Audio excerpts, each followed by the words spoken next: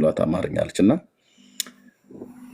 ለራሳችሁ ህይወት ቆም ብላችሁ አስቡ። እንደምትሞት እንኳን አምናችሁ እኮ አይደለም የምትኖሩት ብዙዎች ማለት ነው። ስለ ሞት ሲነሳ ብርድ ልብስ ውስጥ የምትገቡ አልጋ ስር የምትገቡ እማዬኔ ይቀፈኛል እንደዚህ አይነት ነገር ጫወታ አቁሙ ብላችሁ ትሉ ሰማኝ ትችላለህ። ሚዩት አድርጌ ቆያት ሚዩት አድርጌ ጨርስ ሚዩት አድርጌና ሰማሻለሁ። ሚዩት አድርጌ አንዴ መስማት ትችላለህ እኮ ሰማሻለሁ። ሚዩት አድርጌ ቤተሰብ አሳድጎሻል አይደል? ሰው ሲናገር ዝም በሉ ይባላል። በመደማመጥ ላይ ነው የምናወራው። እና ከሞት በኋላ ስላለ ህይወታችሁ እርግጠኛ የማያረጋችሁ ሃይማኖት ውስጥ ብትቀመጡ ጨለማን መርጣችሁ እዛ ተቀምጣችኋል ማለት ነው። ብርሃን አልመረጣችሁ ማለት ነው። ይኸውላችሁ የዘላለምን ህይወት እንዳላችሁ እርግጠኛ የማያደርጋችሁ ሃይማኖት፣ የዘላለምን ህይወት ዋስትና የሚሰጣችሁን ጌታ የማይሰብካችሁን ሃይማኖት ብትቀመጡበት እዛው ጠፍታችሁ ለዘላለም ትቀራላችሁ እንጂ ህይወት አይሆንላችሁ። ክርስቶስ ከሰማያት የወረደው ከድንግል የተወለደው ተከተሉኝ ብሎ ሊል ነው።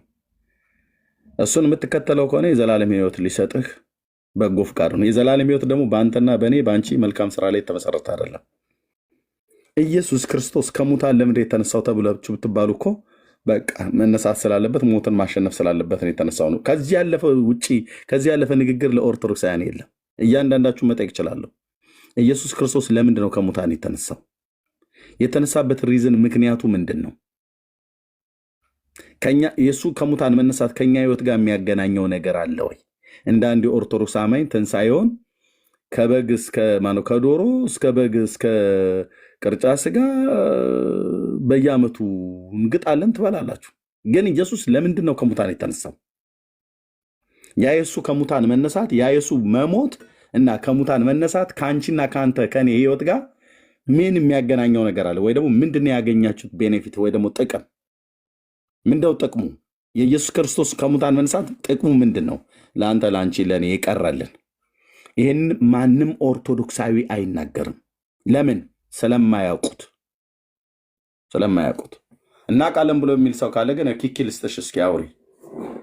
ኢየሱስ ክርስቶስ ከሙታን ለምንድን የተነሳው? በሶስተኛው ቀን ተነስቷል። በባለፈው ሳምንት ተከበረ አይደለ?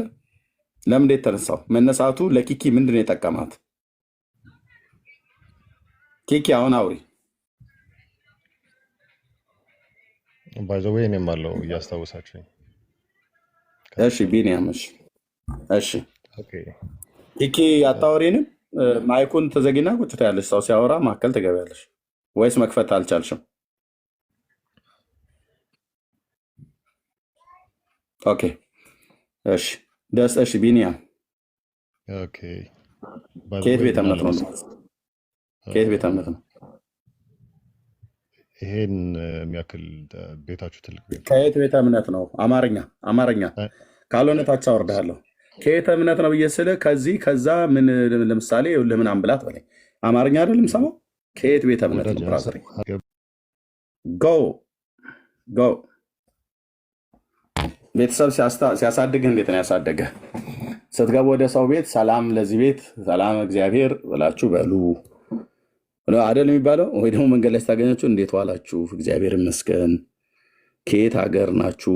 ከየት አካባቢ ናችሁ? ማን ትባላላችሁ? ተብሎ ይጠይቃል። እኔ በገጠሩ ባደኩበት ሰው ስናገኝ መንገድ ላይ በበቅሎም ከሄድን በፈረስ ከሄድን በእግርም ከሄድን ቆም ብለን ሰውየውን ሰላም ብለን እንዴት ነዎት? አያከሌ ሰላም ነዎት ወይ? ከየት ሀገር ነዎት? የማን ቤተሰብ ነዎት? ወዴት እየሄዱ ነው? ምናምን ነገር ብለን እንጠይቃለን። አየህ፣ በዚህ ተግባቦት ነው ወደ ፍሬ ነገር። ግን በመጀመሪያ ከሰላምታ ነው የሚጀምረው። እኔ ከየት ቤተ እምነት ነው ብዬ ስለ ይኸውልህ ማለት መጀመሪያ ግን መጨረሻ ምናምን ነገር የተግባቦት ህገወቅ ብራዘር እየሺ ብሎ ገስት ልኮ ከመቀመጥ ይልቅ እሺ ኪኪ አለሽ። ካልሆነ ወደ ጆ ልንሄድ ነው። ካልሆነም ደግሞ ናምሩድ ከላይ ኦርቶዶክሳዊ ይመስለኛል።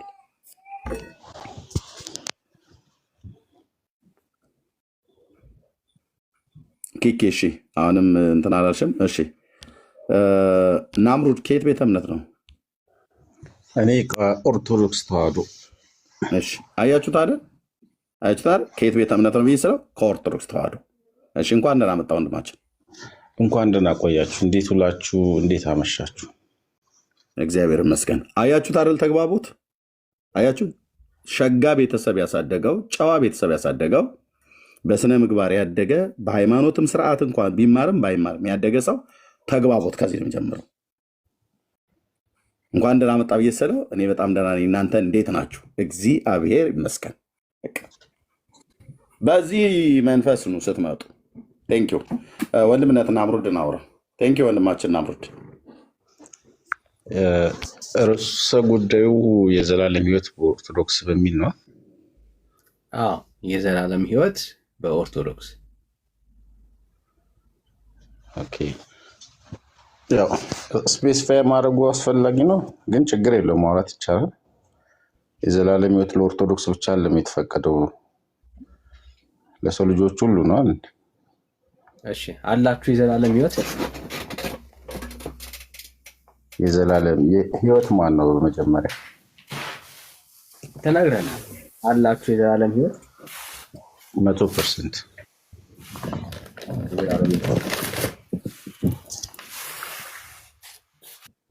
እንዴት አገኘኸው ይህን የዘላለም ሕይወት? የቤተ ክርስቲያን ራሷ ኢየሱስ ክርስቶስ ነው እንዴ? ዮሐንስ ወንጌል ላይ ምን ይላል? እኔ ሕይወትም መንገድም እውነትም ነኝ ይላል። አንዴ ኦርቶዶክስ ኢየሱስ ክርስቶስን እንደማትቀበል አድርጋችሁ እንደምታስቡት ይቅርታ አድርጉ ልጅና ማለት ነው። እንዴት አገኘኸው ነው እያልን ያለ ነው። አልመለስም። አምነን ተጠምቀን በክቡር ደሙ በቅዱስ ሥጋው ከብረን ልጅነትን አግኝተን ነው አይደል የዘላለም ሕይወት የምናገኘው። ስለዚህ አምኖ በመጠመቅ ክርስቲያኒቲ ሪበርዝ ነው አይደል? ዳግም ውልደት ነው አይደል እንዴ? እንጂ አንተን የምትነግረን እኛ አናውቅም። አናውቅም ሳይሆን እንትን ነው ውይይታል መማማር አይደለ አቶ ዳንኤል? እኮ ያንን ለመማማር ነው። አሁን እኛ የኦርቶዶክስ ለመማማር ነው ወይስ ለመነቋቆር ነው? እንዴት ነው? እሱን ግልጽ አድርጉ። ለመማማር ነው። ሕይወት በኦርቶዶክስ ነው የሚለው እና የኦርቶዶክስን አስተምሮ ስጠይቀ አንተ የኖርክበት ሰው ነው የምትነግረኝ እና ያንን ሕይወት ነው የምንሰማ ለመማማር ስለሆነ ርዕሱ ማለት ነው። ስለዚህ በጣም ጥሩ የዘላለም ሕይወት በኦርቶዶክስ ስለ አምኜ ተጠምቄ በስጋና ደሙ ከብሬ ነው ያልከኝ? ዴፊኒትሊ ያ። ኦኬ የዘላለም ሕይወት ያገኘኸው መቼ ነው? አንተ አምነ ተጠምቀ ከብረህ መቼ ነው ያገኘኸው? በስንት ዓመት ላይ ለምሳሌ ጌታን የተቀበልከው? ያው እንደ ኦርቶዶክስ ወንድ ልጅ በ40 ቀኑ ሴት ልጅ በ80 ቀኗ ጠመቃለች፣ ልጅነትን ያገኛል እንደ ኦርቶዶክስ። በ40 ቀኔ አምኜ ነው የተጠመቅኩት እያልከኝ ያለው? ጀስት እንደ ኦርቶዶክስ ዲኖሚኔሽን ባፕቲዝም የሚደረገው በ40 ቀን ነው። እሱ ምክንያት አለው። በ80 ቀን ደግሞ ሴት ትጠመቃለች። እሱን አሁን እናውቃለን። ጥያቄ ምንድን ነው? በ40 ቀን አሁን አንተ የ40 ቀን ወንድ ልጅ ክፉ ደጉን የማያውቅ ልጅ አንተ አመነ አላመነ ብለህ መጠየቅ ራሱ ጥያቄው ተገቢ ነው። አንተ ያልከኝን ነው አሁን እያወራሁኝ ያለሁት። አምኜ ተጠምቄ በስጋና ደግሞ አይደለም ያልከኝ አንተ ነህ፣ እኔ አይደለሁም አይደል? አንተ ነህ ያልከኝ፣ እኔ አይደለሁም። የዘላለም ሕይወት የሚገኘው ከምንድን ነው አልክ? እንዴት ነው የሚገኘው አልክ? በኦርቶዶክስ የዘላለም ሕይወት እንዴት ይገኛል አልክ አይደል? አምኖ ተጠምቆ በስጋ ደግሞ ከብሮ አልከኝ። ከዛ ወደ አንተ ከዚህ ውጭ አለ እንዴ? አንተ ፐርሰናላይዝ አደረኩት። ይሄንን ሕይወት አንተ እንዴት ተቀበልክ ስለ አምኜ ተጠምቄ በስጋና ደግሞ ከብሬ አልከኝ። መቼ ስለ በ40 ቀን አልከኝ። የ40 ቀን ህፃን ልጅ አምኖ ይጠመቃል ወይ ነው ጥያቄው፣ የዘላለም ሕይወትን ለማግኘት። ስለዚህ ድጋሚ ተጠመቅ ማለት የሆነ ትንሽ እንትን ከእድሜያችን ጋር ከአስተሳሰባችን ከስብናችን ጋር የሚመጥን ነገር ጥያቄዎችን እንጠያይቅ።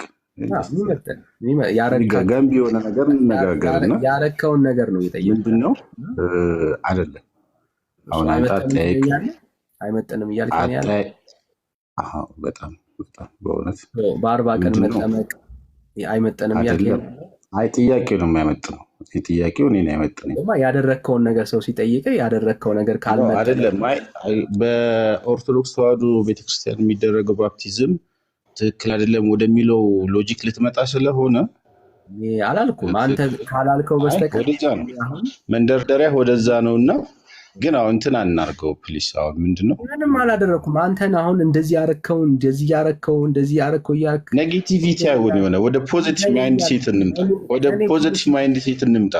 አሁን ምንድነው እያወራሁኝ ያለሁት ናሙዲ? እኔ ፖዚቲቭ ሆኜ ነው እያወራሁኝ ያለሁት። ወደ ፖዚቲቭ ማይንድ ሴት እንምጣና ወዳጄ ፖዚቲቭ ነው አሁን የምናወራው። ፖዚቲቭ ነው። እባክህ ማን ነው ተናገር፣ እውነት ነው። ማን ነው እሱ? ከኔ ጋር ነው የምታወራው ነው ወዳጄ፣ ከኔ ጋር ነው የምታወራው እና ናሙዲ ያረከው ነገር ፖዚቲቭ ካልሆነ ነው ኔጌቲቭ የሚሆነው። ኦኬ ያደረከው ነገር ግን ፖዚቲቭ ከሆነ የጠየቅኩ ያደረከውን ልምምድ ነው የፈጸምከውን ድርጊት ነው እየጠየቅኩ ያለሁት። እዚህ በ40 ቀን ላይ የዘላለም ሕይወት ለማግኘት አምነህ ተጠምቀሃል እያልኩ ነው ያለሁት ወዳጄ። አንተ በዛን የእድሜ ዘመን በ40 ቀን ውስጥ ያለ ህፃን ልጅ አመንክ አላመንክ ስሙን እንኳን የማይናገር አንደበቱን ባልፈታ ልጅ ላይ አመንክ ብሎ ጥያቄ መጠየቅ ተገቢ ነው ወይ ነው? ያለምን ሆነ የራሱ የሆነ ክርስቲያናዊ ዶግማ አለው። እንደ ኦርቶዶክስ ለምን ወንድ ልጅ በ40 ቀን ይጠመቃል ብለህ ብትጠይቀኝ እሺ መልካም። ለምን ሴት ልጅ በ80 ቀን ትጠመቃለች ብለህ ብትጠይቀኝ ለማወቅ ለመማማር ከሆነ ጥሩ መልስ ነው፣ መልስ ይሰጣል። ግን አንተ እንዴት ያልከውን ነገር ሰው ሲጠይቅ ትክክል ነው ያለውን ነገር ነው ያልከው ነገር ትክክል ከሆነ ያኛው ነገር ማስረጃ ታሳየናለህ። እኔ አሁን የጠየቅኩ ነገር አንተ ያረከው እኮ ነው የፈጸምከው ድርጊት ነው። ሰው ያደረገውና የፈጸመውን ድርጊት ሲጠየቅ ኮምፕሌን ካቀረበ እንዴት ይህን ጥያቄ ትጠይቀኛለህ ብሎ የሚያወራ ከሆነ እንግዲህ እንዴት አይደለም ወይ ያፍርበታል ወይ ደግሞ ትክክል ነው። ለምንድን ነው በክርስትና ያፍራለሁ እንዴ? ምን ማለት ነው? ካላፈርክ በጣም ሲምፕል እኮ ነው ናሙዲዬ። ካላፈርክ በ40 ቀን አምነህ ነው ወይ የተጠመቅከው? ያደረግከው አንተ ነህ እና አምነህ ነው ወይ የተጠመቅከው ነው ጥያቄ። ጥያቄህን በጥያቄ ልመልስልህ። በ40 ቀን ውስጥ ያለ ልጅ ስለ እምነት ስለምን ያውቃል? ንገረኝ አንተ። ቤተሰቦቹ እናት አባቶቹ ካልሆኑ በስተቀር አንድ 40 ቀን ህፃን ልጅ ስለምን ያውቃል? እስኪ አንተ ራስህ መልስልኝ። ስለምን ያውቃል? አንተ መልስልኝ በትህትና። የ40 ቀን ልጅ ምን ያውቃል? የአንተን ጥያቄ ልመልስልህ። ምንም አያውቅም አይደለ? የ40 ቀን ልጅ ልመልስልህ እኮ አልኩህ። የአንተን ጥያቄ አሁን መመለስ ጀመርክ ራስህ። እና ምንድነው ወደ ቀጣይ ጥያቄ ካለ ቀጣይ ጥያቄዎችን እንጠይቅ። አየህ የዘላለም ህይወትን አገኘሁት ያልክበት መሰረት መጽሐፍ ቅዱሳዊ እንዳልሆነ ተረዳኸው ማለት ነው። ለምን የዘላለም ህይወትን አገኘሁት ያልከው በ40 ቀን ነው። በ40 ቀን ደግሞ አምነህ ሳይሆን ውሃ ውስጥ ተነክረህ ነበረ የነበረው እንጂ አምነህ አይደለም። ስለዚህ የዘላለም ህይወት የሚገኘው ውሃ ውስጥ በመነከር ነው የሚል መጽሐፍ ቅዱሳዊ ኤቪደንስ የለም። ለምን ሰው ጥምቀትን የሚፈጽመው ውሃ መነከር አላልኩም፣ ጥምቀትን የሚፈጽመው ሲያምን ብቻ ነው።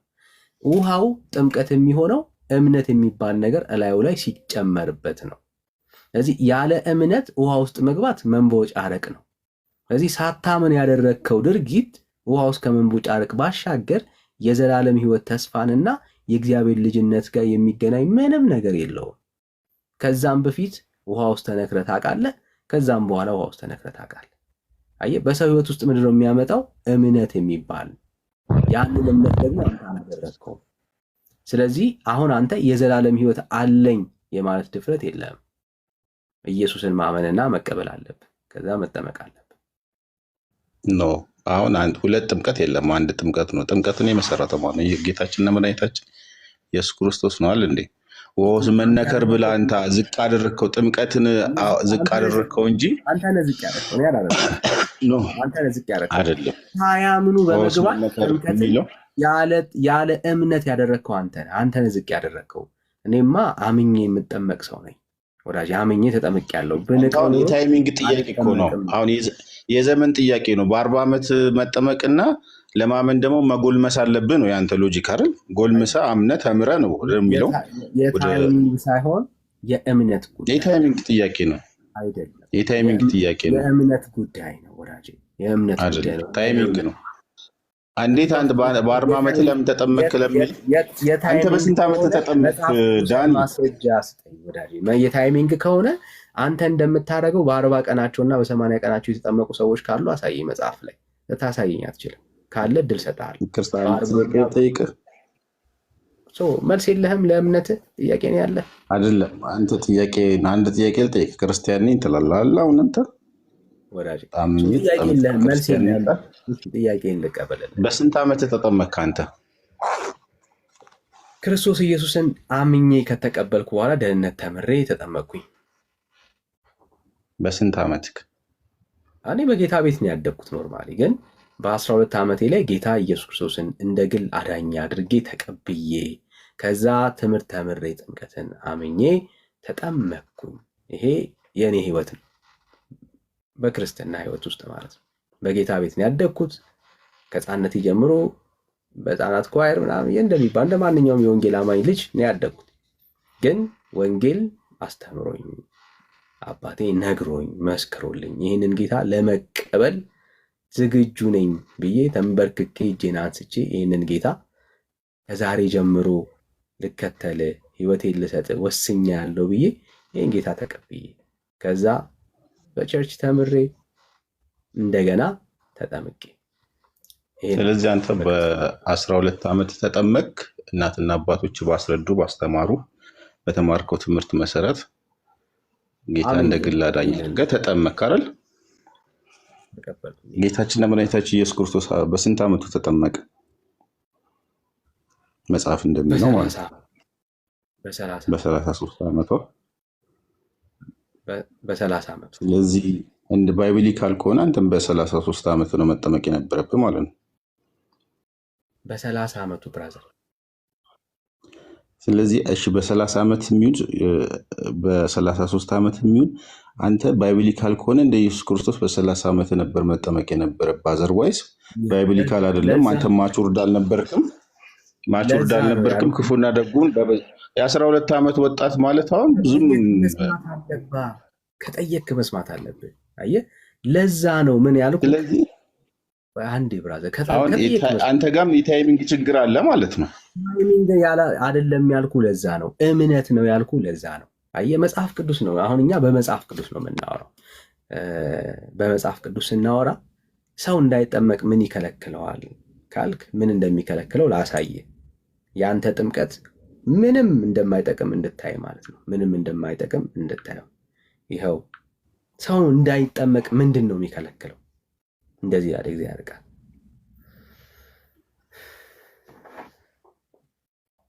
እሺ፣ በጣም ይህንን ማስተዋል አለባችሁ። ባይዘው እንደዚህ ይላል። ፊልጶስም በፍጹም ልብህ ብታምን ተፈቅዶልሃል አለው። እንደ ሐሳቡ መደምን ትይዘው አንድ ቁጥር ከፍ ብዬ ላንብብ። በመንገድም ሲሄዱ ወደ ውሃ ደረሱ። ጃንደረባውም እነሆ ውሃ አለ። እንዳልጠመቅ የሚከለክለኝ ምንድን ነው አለው። ውሃ ሲያይ። አሁን የፊልጶስን መልስ ስማ። ፊልጶስም በፍጹም ልብህ ብታምን፣ አስምርበት፣ በፍጹም ልብህ ብታምን ተፈቅዶልሃል አለው። አየህ፣ ጥምቀትን የሚፈቅደው በፍጹም ልብ ምን ማድረግ ነው? ማመን ነው። በፍጹም ልቡ ያላመነ ሰው ውሃ ስላየ ያንን ውሃ ውስጥ ገብቶ ውሃ ውስጥ ቢገባ ከመንቦጫረቅ ያለፈ ነገር የለውም። ለምን? ያየው ኖርማል ውሃ ነው። አየህ፣ ሌሎች ሰዎች የሚጠቀሙበትን ውሃ ነው ያየው። ለኢትዮጵያዊ ጃንደረባ ጥምቀት የሆነለት በፍጹም ልቡ በአዳኙ በኢየሱስ ስላመነ ነው። ስለዚህ ሳታምን ውሃ ውስጥ መግባት ያ ውሃ በአንተ ህይወት ውስጥ የሚያመጣው ምንም ቫልዩ የለው። ጥምቀት የሚገናኘው በፍጹም ልባቸው ነችና በደንብ አስታውሳ። እሺ ዳሪ፣ አሁን አንድ ጥያቄ ልጠይቅ። ብዙም ጊዜ የሚነሳ ጥያቄ ነው እና አንተ ከመጠመቅ በፊት አይደለም ከመጠመቅ በፊት እግዚአብሔር አይበለውና ብታልፍ መንግስተ ሰማያት የዘላለም ሕይወት ታገኛለህ። እስከምታምን እስከምትማር ድረስ ማቹርድ እስከምትሆን ድረስ ያለው ዘመን አለ አይደለ? በዛን ዘመን ውስጥ አሁን ቢያልፉ ህይወታቸው ቢያልፉ እነዛ ሰዎች የዘላለም ሕይወት ያገኛሉ። አየህ፣ ህፃናትን እግዚአብሔር የሚቀበለው በውሃ ስላለፉ አይደለም። ውሃ አይደለም እንግዲህ ያመነ የተጠመቀ የዘላለም ሕይወት ያገኛል ይላል። ያመነማ ልጆች አላመኑ እኮ ዳጂ አይዞ ብራዘር አላመኑ እኮ አሁን ያ ሰውዬ ቢያርፍ አሁን እኮ ልጅ ይድናል ወይ ነው? አይድንም? ይድናል ነው መልሱ።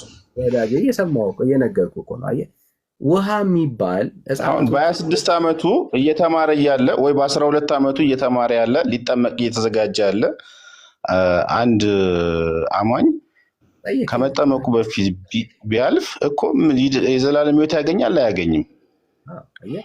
በኢየሱስ ካመነ አዎ ይድናል፣ የእግዚአብሔር ልጅ ይሆናል። ምንም ጥያቄ የለውም። ስለዚህ ለመዳን ጥምቀት አስፈላጊ አይደለም ማለት ነው። ያረ ጥያቄዎች ሁሉ ይመለሱልሃል። ክብር ለጌታ ይሁን። መልስ ያለበት ቤተ እምነት ጋር ነው የመጣው። እግዚአብሔር መልስ ያደርግልሃል ለእያንዳንዶቹ ጥያቄ። አሁን ግን አንዴ እንዳይደራረብብ መልሱን በደንብ ከልብ እንድትሰማ አሁን የጠየቅከውን ጥያቄ እንጨርስና ከዛ ወደ ሌላ ጥያቄ ደግሞ እንሄዳለን። ኦኬ አዎ ሰው የሚድነው የዘላለም ሕይወት የሚኖረው በእግዚአብሔር ልጅ በክርስቶስ ኢየሱስ ሲያምን ነው። ልጁ ያለው የዘላለም ሕይወት አለው ይላል። ስለዚህ ይሄ ሰው ሳይጠመቅ ቢሞት አዎ የዘላለም ሕይወት አለው። ከማን የተነሳ? ካመነው ከኢየሱስ የተነሳ። ለምን? የኃጢአት ይቅርታና ስርየት የሚገናኘው ከውሃ ጋር ሳይሆን ከኢየሱስ ስም ጋር ነው።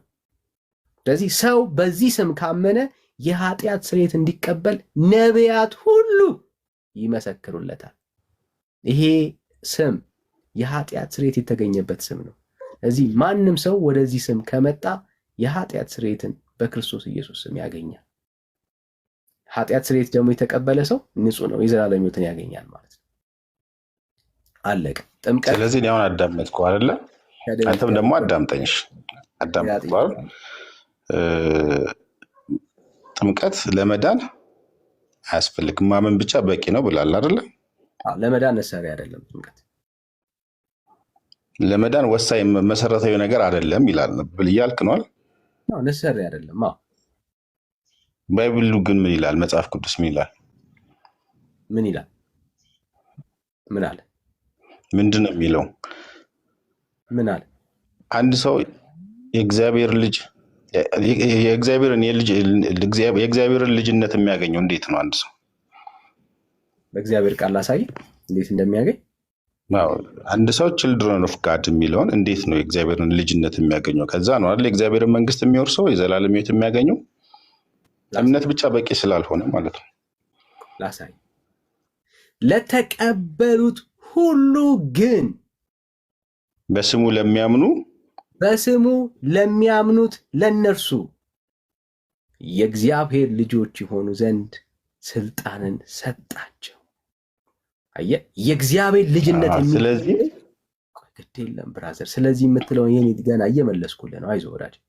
የእግዚአብሔር ልጅነት የሚገኘው በተቀበልነው ኢየሱስና ባመንነው ጌታችን ነው። ሌላ የእግዚአብሔር ልጅነት የሚገኝበት ውሃ የሚባል የእግዚአብሔር ልጅነትን የሚሰጥ ከኢየሱስ ሌላ የመዳን ተስፋ የለም። መጽሐፉ የእግዚአብሔር ልጅነትን የሚያሰጠው በልጁ በክርስቶስ ኢየሱስ በማመን እንደሆነ ነው መጽሐፉ የሚናገረው። ስለዚህ ካመንክ አዎ የዘላለም ሕይወት አለ፣ የዘላለም ሕይወት አለ። ካላመንክ የዘላለም ሕይወት የለም። የእግዚአብሔር ልጅነት ያለው በክርስቶስ ኢየሱስ በማመን ብቻ ነው። ስለዚህ እሺ ልቀጥል እኔ ሌላ ጥያቄ። ስለዚህ የእግዚአብሔር ልጅነት ስልጣንን ካገኙ በኋላ መጠመቅ አያስፈልጋቸውም ወደሚለው ዶክትሪን ነው እየሄድክ ያለው ማለት ነው። ጥምቀት አስፈላጊ አይደለም ማለት ነው። ለመዳን ነሰሰሪ አይደለም ማለት ጥምቀት አያስፈልግም ማለት አይደለም። መዳናችን የተፈጸመው በመስቀል ላይ ነው። ያንን አምነን ስንቀበል ምን አድርገናል? ድነናል፣ የእግዚአብሔር ልጅ ሆነናል። አለቀ። ስለ ጥምቀት የተጠቀሰውን ጥቅስ አንብብልኝ ዮሐንስ ወንጌል ላይ ያለው ማለት ነው። የእግዚአብሔር ልጆች ለመሆን አይደለም። አረ ጥያቄ አልበዛብህም? አንተ ስለ ኦርቶዶክስ የዘላለም ድነት ለማውራት ገብተህ አይደለም። እንዴት መሰረታዊ አይደለም በወንጌል አማኞች እምነት የዘላለም ሕይወት አግኝተህ ልትሄድ ነው?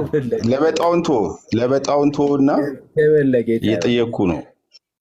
እሺ በቃ ይኸው ለበጣውንቶና ወደ ርዕሱ ልመለስና በቂ ጥያቄ። የክርስቲያኒቲ ፋንዳሜንታል የሚባለውን ነገር ነው አንተ አክሴፕት ማድረግ ያልፈለግከው። እና አሁን እኮ እዚህ ደረጃ አክሴፕት እንዳደረገ ይኸው አንተ ታስረዳኛለህ። አሁን አክሴፕት እንዳደረገ ለምሳሌ ናምሩድ እንትን ነው ምን እንዳለ ታውቃለህ?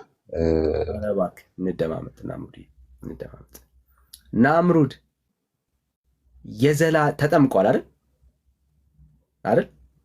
ዴፊኒትሊ ያ እሺ እኔ ዝም ብዬ የምሰማ በዚህ ትክክል ነብዬ ስላይሆን መስማት ስላለብኝ ነው። ስነ ስርዓት ስነ ምግባር ስለሆነ ነው ማዳምጥክ። ምንድነው ረጅም ሰዓት ማውራት ስለምትፈልግ የፍላጎት ልጠብቅልህ ብዬ ነው እንጂ እኔ ማውራት ፈልጋለሁ። ይሄው ረጅም ሰዓት ለረጅም ሰዓት ሰጣለሁ። አንተ ጠይቀህ መቼስ ረጅም ሰዓት አታወራ። እስካሁን ኢሞሽናል ስለምትሆን ወደ እስካሁን አንተ ነህ ኢሞሽናል ነገሮች እስካሁን አንተ እንጂ ጠየቀኝ መጠየቅ ስላለብኝ ቤዚክ የሆነ ጥያቄ ነው እየጠየቅኩ ያለሁት እና ስለዚህ የጠየቀ ሰው ማድመጥ ይኖርበታል። አሁን እኔ አደምጣለሁ፣ አንተ ትመልስልኛለህ። እኔ አሁን ዝም ብዬ እሰማሃለሁ ጠያቂ ስለሆንኩኝ፣ አንተ ታወራለህ ማለት ነው። ይኸው እየጠየቅኩ ነው ያለሁት። ተጠምቀህ አምነህ ተጠምቀህ አይደለም፣ አምነህ ተጠምቀህ ማለት አልችልም። ተጠምቀሃል፣ ጥምቀት ያድናል ብለህ ታምናለህ? አዎ ያመነ የተጠመቀ ይድናል ይላል እኮ እግዚአብሔር ቃል እንዴ። እኮ ሳታምን የተጠመቀው ያልተጠመቀ ግን ምን ይላል? አሁን ትፈርዱበታል ይላል እኮ። እሺ አይልም መጽሐፉ። ስለዚህ አይልም ነው ይላል ያመነ የተጠመቀ ይድናል ይላል እኮ። ጋዝ ቀጥሎ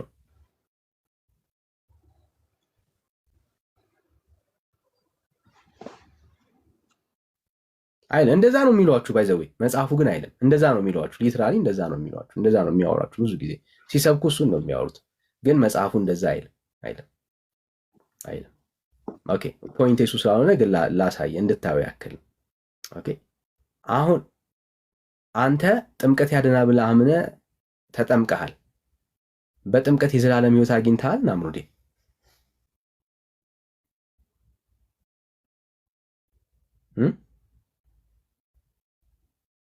አለህ አይደል ብራዘር? ናምሩዳችን ይሰማል? አሁን ትሰማለህ። በጥምቀት የዘላለም ሕይወትን አግኝተሃል? ኦፍ ኮርስ ያ ምንም ጥያቄ የለውም። ኦኬ ምንም ጥያቄ የለውም። እሺ በጥምቀት የዘላለም ሕይወትን አግኝተሃል። ዛሬ ብትሞት መንግስተ ሰማያት ትገባል?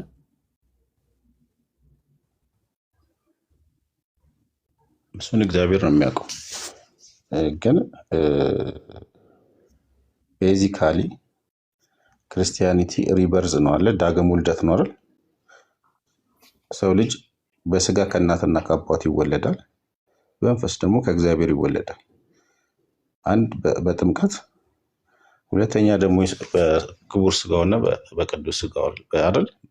የሰው ልጅ የእግዚአብሔር ልጅነት ካገኘ በኋላ ዘላለማዊ ሕይወትን ያገኛል። ላይፍ አፍተር ዴዝ ፋንዳሜንታሊ የክርስቲያኒቲ ዋና አንትኑ ምንድን ነው? ከሞት በኋላ ስላለው ሕይወት ዋስትና መስጠት ነዋል እንዴ?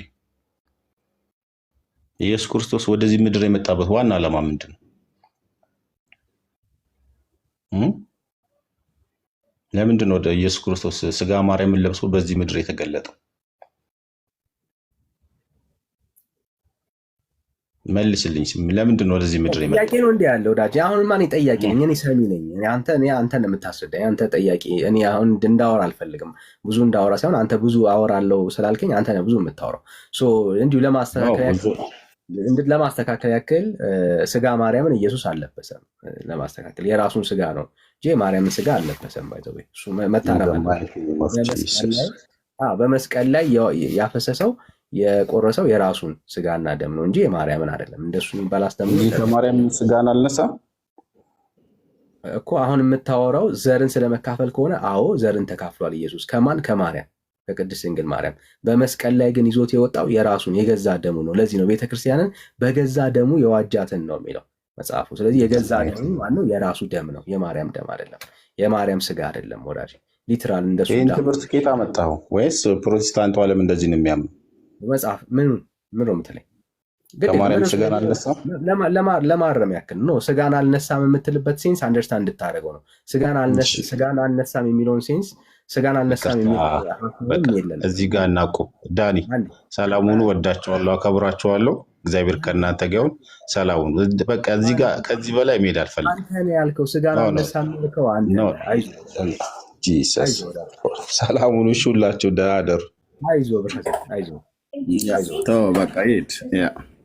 ለምደዋል። ይህንን የደብተራ የቅዠት ትምህርት ስለለመደ አየህ፣ የእሱ ስጋ ነው። ስቶፕ። ክርስቶስ በስጋ እንደተወለደ እናምናለን። በስጋና በደም ተካፈለ ሚንስ የማርያም ስጋ እየተበጨቀ እሱ ላይ ሄደ ማለት አይደለም። ይህን እንኳን ሳታውቁ ነው ከጥንት ከጠዋቱ ነን ብላችሁ ምትሉ ቤት በኩል ታውቁታላችሁ። የሰውን ተፈጥሯዊ ባህሪ ገንዘቡ ሲያደርግ ዘርን የተካፈለው ከሷ እንጂ ስጋዋ እየተበጨቀ እሱ ላይ ሄደ፣ ደሟ እየተበጨቀ እሱ ላይ ሄደ ማለት አለ። ይሄ የደብተራዎች ቅርሻት ትምህርት ይባላል። ቅርሻት የመጽሐፍ ቅዱስ ትምህርት አይደለም። የማህፀኗ ፍሬ ነው። አዎ፣ ግን ያ የያዘው ስጋ የማርያም ስጋ አይደለም፣ የራሱን ስጋ ነው። ለዚህ ነው በገዛ ደሙ ስጋዬ ብሎ ነው የጠራው። ስጋችን በእናቴ ስጋ አላለ። የስጋው ባለቤት እሱ እንጂ እሱ አይደለችም። ለምዳችኋል። እንደዚህ ለዚህ ነው ፊታችን አትቆሙ። ቻው ብለህ ነው የምትሄደው ማለት ነው። ከደብተራው ትምህርት ጋር እንሸኛለን። እውነቱን ግን ከሆነ መጽሐፍ ቅዱስን አንብቦ እንኳን አያውቅም። ራሱ ሲናገር ራሱ ያስታውቅበታል። ቅድም አላየህም? ያላመነ ያልተጠመቀ አሁን ይፈረድበታል ብሏል አላል? የቱ ጋር ነው ብለህ ብትለው ዘፍጥረት 1 ላይ ሊልህ ይችላል። ቁጭ በሉና መጽሐፍ ቅዱስ አንብቡ። ዝም ብለህ በንዴት የምትገባበት አይደለም። እንደ ኦርቶዶክሳውያን በእውነት የተዋረደ ትውልድ የለም በዚህ ዘመን። ለምን ለዘመናት መጽሐፍ ቅዱስን ሳታነቡ በቃ እግዚአብሔር እንደ ጎርፍ አስነሳባችሁ ትውልድ። ጴንጤ የሚባል ትውልድ ማህበረሰብ በግራና በቀኝ አስነሳባችሁ እና ምንም መጽሐፍ ቅዱስ እውቀት የላችሁም። ትገቡና የራሳችሁ ነው የምትናገሩት ግምት። አዎ ክርስቶስ ኢየሱስ ከቅድስት ድንግል ማርያም በስጋና በደም ተካፍሎ ተወልዷል። ስጋና ደም ማለት ግን የሰውን ተፈጥሯዊ ባህሪ ገንዘቡ ሲያደርግ ዘርን እንጂ የተካፈለው ስጋዋ ቀጥታ ወሰደ ብሎ የሚል ትምህርት የለም።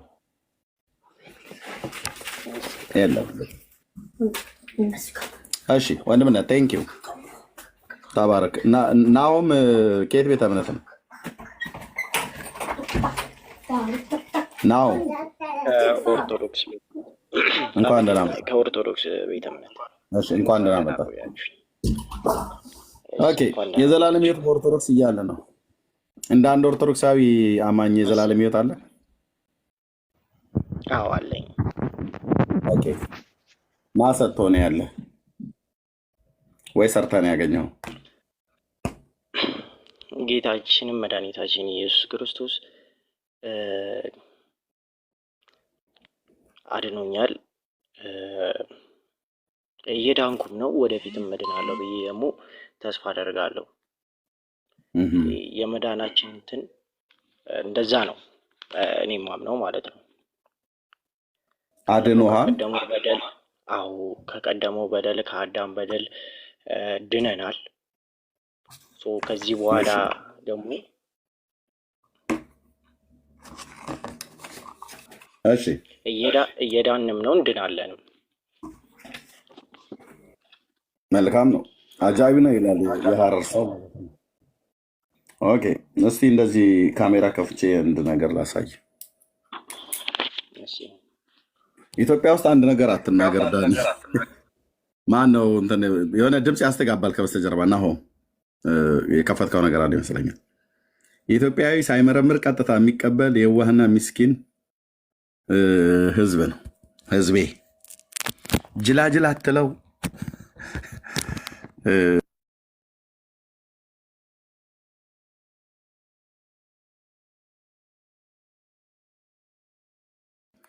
የሆነ ሰው ሲናገር ከሰማን እንላለን በቃ ከየትና ያመጣው ምንድን ነው ብሎ የሚል የለም። እሺ ወንድማችን ድነሃል አይደል?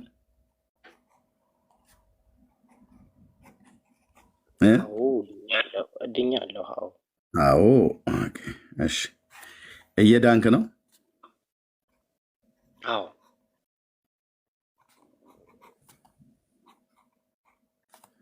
አዎ ትድናለህ። እድናለሁ። አዎ ተስፋ አደርጋለሁ። አዎ ያው ተስፋ አደርጋለሁ ብለኸኝ። ተስፋዬ ኢየሱስ ክርስቶስ። ኦኬ ይህን ድነት ያገኘው ስትጠመቅ ነው አይደል?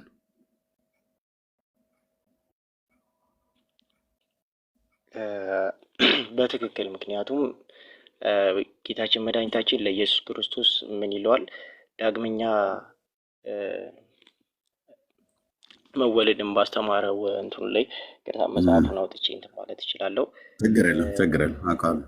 ዮሐንስ 3:5 አይደል? ሰው ዳግመኛ ካልተወለደ ብሎ ያለው ከውሃና ከመንፈስ ከውሃና ከመንፈስ ካልተወለደ ሊድን እንደማይችል ነግሮታል። ስለዚህ እኛም በጌታችን ዳግም ተወልደሃል ማለት ነው። ስትጠመቅ ዳግም ተወልደሃል። በትክክል ስናሳጠረው ዳግም ተወልጃለሁ እያልከ ነው አይደል? መልካም ዳግም ተወልደሃል። እየተወለድክ ነው? እየተወለድህ ነው? ዳግም የተወለደ ሰው በህይወቱ ነው። እንደዛ አይደለም። እሱን አጥፋው። ምክንያቱም እንደሱ አላልኩም። መልስልኝ። ዳግም እየተወለድህ ነው? አይ ዳግም እየተወለድኩ አይደለም። ተወልጃለሁ። ከዛ በኋላ ግን ምንድነው እያደግኩ ነው። እሺ አይ የኔን ጥያቄ የተወለደ ሰው ዳግም ተወልዶ የኔን ጥያቄውን አንተው ቀዳሽ አንተው ተኳሽ መሆን የለብህም። እኔ ጠይቃለሁ፣ አንተ እንትን ትላለህ። እሺ እየተወለደ ነው ብዬ ስልህ አይደለም አልከኝ። ትወለዳለህስ? ትወለዳለህ? አልወለድም ማለት አድጋለሁ። ታድጋለህ። ስለዚህ አትወለድም ማለት ነው። እሺ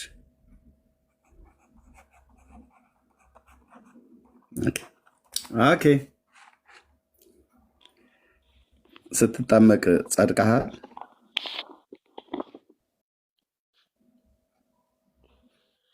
በትክክል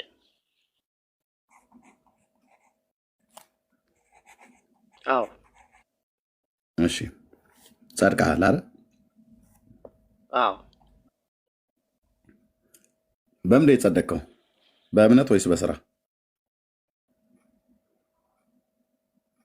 በእምነቴ።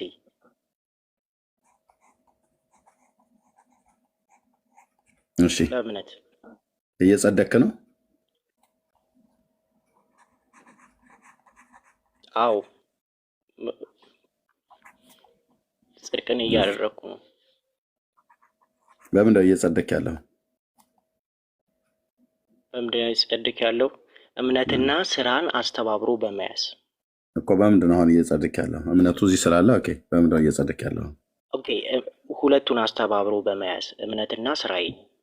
ስለዚህ ስራ ኖ ይሄ አላ እምነት እንደ 18 ጊዜ ልጻፍልህ እንደ ይሄኛውን እምነት በስራ እያስተባበርኩ ነው አይደል? አዎ እኮ ሁለቱንም አስተባብሮ በመያዝ ስራ እየጸደቅ ያለው በስራ ነው። እሺ ትጸድቃለህስ? ትጸድቃለህስ? በትክክል ተስፋ አደርጋለሁኝ።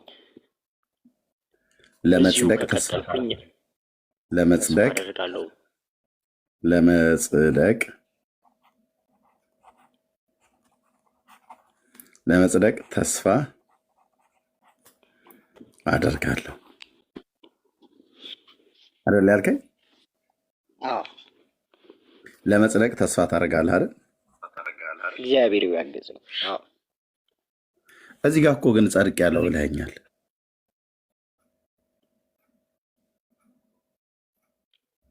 እሺ ለምንድነው ተስፋ የምታደርገው? ገና ወደፊት እዚህ ጋር ጸድቅ ያለው ብለኸኝ፣ በእምነት ጸድቅ ያለው ብለኸኝ፣ አዎ ተባብለን፣ አዎ እየኖርኩ ነው። እዚህ ጋር ይሄ እዚህኛው ጋር የጸደቀው ፕራንክ ነው። ፕራንክ እያረከ ነው። ትጨርስና እንትን ልበል ወይስ እዛው ካረግ ነው?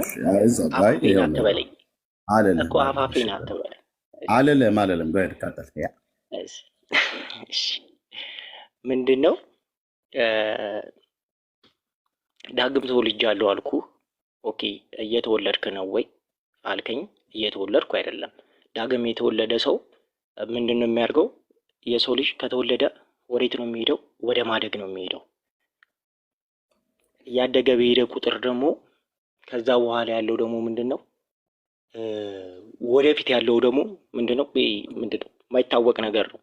ማንም ሊያውቀው አይችልም። ዛሬ ላይ እንቁም፣ ከዚህ በኋላ ያለውን እንኑር። የምናውቀው ነገር የለም። ሰው ምንድነው? ተስፋችን ነው። ነገ ተስፋችን ነው። ስለዚህ እየተወለድክ ነው ወይ ካልከኝ አሁን ተወልጃለሁ አልኩ። ተወልጃለሁ እኔ ውልደት ላይ ገና እኔ ከሶስተኛ ነው የጀመርኩት። አንተ ውልደት መካከል ጋር ገባ። እኔ ከዚህኛው ወንድሜ ከመጀመሪያ ነው የሚጀመረው። ወንድሜ ከዚህኛው 1 2 3 አጻፍኩኝ፣ ሰማው፣ የእምነት ቃል ክደትህን ሰማው። ከዛ አሁን ከዚህኛው ጀመርኩልህ። ከዛ ወደዚህኛው እንሄዳለን፣ ከዛ ወደዚህኛው እንሄዳለን፣ ቀስ እያለን ማለት ነው። አሁን የራስን ቃላቶች እንጂ መቀጠል ያለ ችግር እኔ ጠያቂው እኔ የምጠይቅህ እኔ በጠየቅኩ ከዚህም ወደዚህ ሂድ ከዚህም ወደዚህ የምትመጣ ምንም የትም ሰዓት መልሶ አታልፍም። እና ከዚህ ከመጨረሻ አይጀመርም። እኔ ነኝ እኮ ያልኩ ብራዘርዬ፣ እኔ ነኝ ያልኩ። አንተ እኮ እያልከኝ መጽሐፍ ስታነብ ሶስቱንም ቃል ራስን የተናገርከው ወንድሜ፣ ሶስቱንም ቃል ራስን የተናገርከው ወንድምዬ።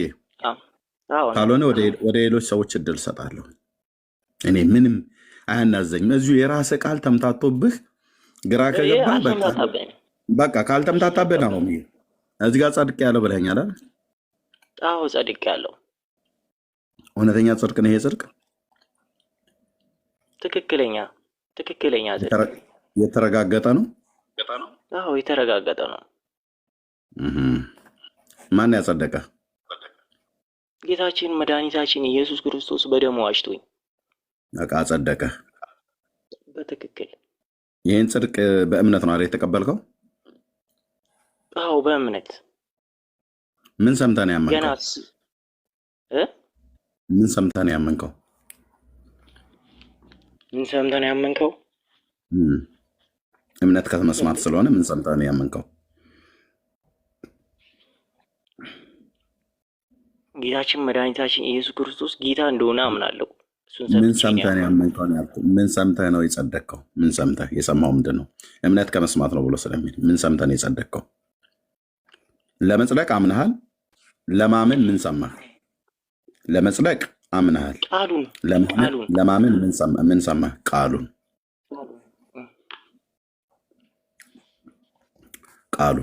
መቼ ነው የሰማው? ይህንን ጽድቅ የጸደቅከው መቼ ነው? ቃሉን የሰማህ ቀን ነው ማለት ነው። ቃሉን መቼ ነው የሰማኸው? በለው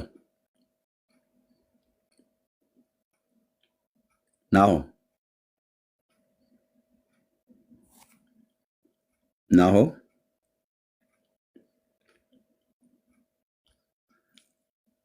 ቀይም አይደለም መብራትህ።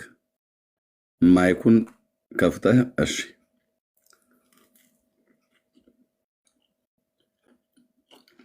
ኦርቶዶክሳውያን እኮ ከራሳቸው ትምህርት ጋር ከራሳቸው ንግግር በደንብ ከጠይቃችኋቸው ወንድሞቼ ከኛ ንግግር ጋር አይደለም የሚጣሉት፣ ከራሳቸው ንግግር ጋር ነው የሚጣሉት። እዚህ ጋር የተናገሩት ቃል እዚህ ጋር ከተናገሩት ይጋጭባቸዋል። እዚህ ጋር የተናገሩት ከዚህ ጋር ይምታታባቸዋል። እሺ ምናልባት ኔትወርክ ይሆናል። እሺ ኢዮብ ነው። ኢዮብ ወንድማችን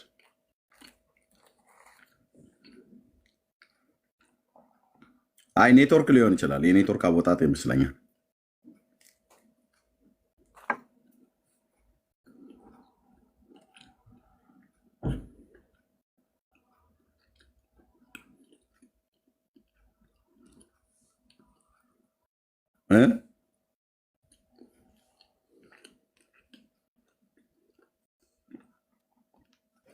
እሺ ኢዮብ ከታች ያለው ባለ አንበሳው አቤት ሰላም ነው? ሰላም። እኔ እንኳን ወንጌል አማኝ ነኝ። ኦኬ እሺ ወንድማችን። እሺ ከአጠገብህ ያለው ሮቤል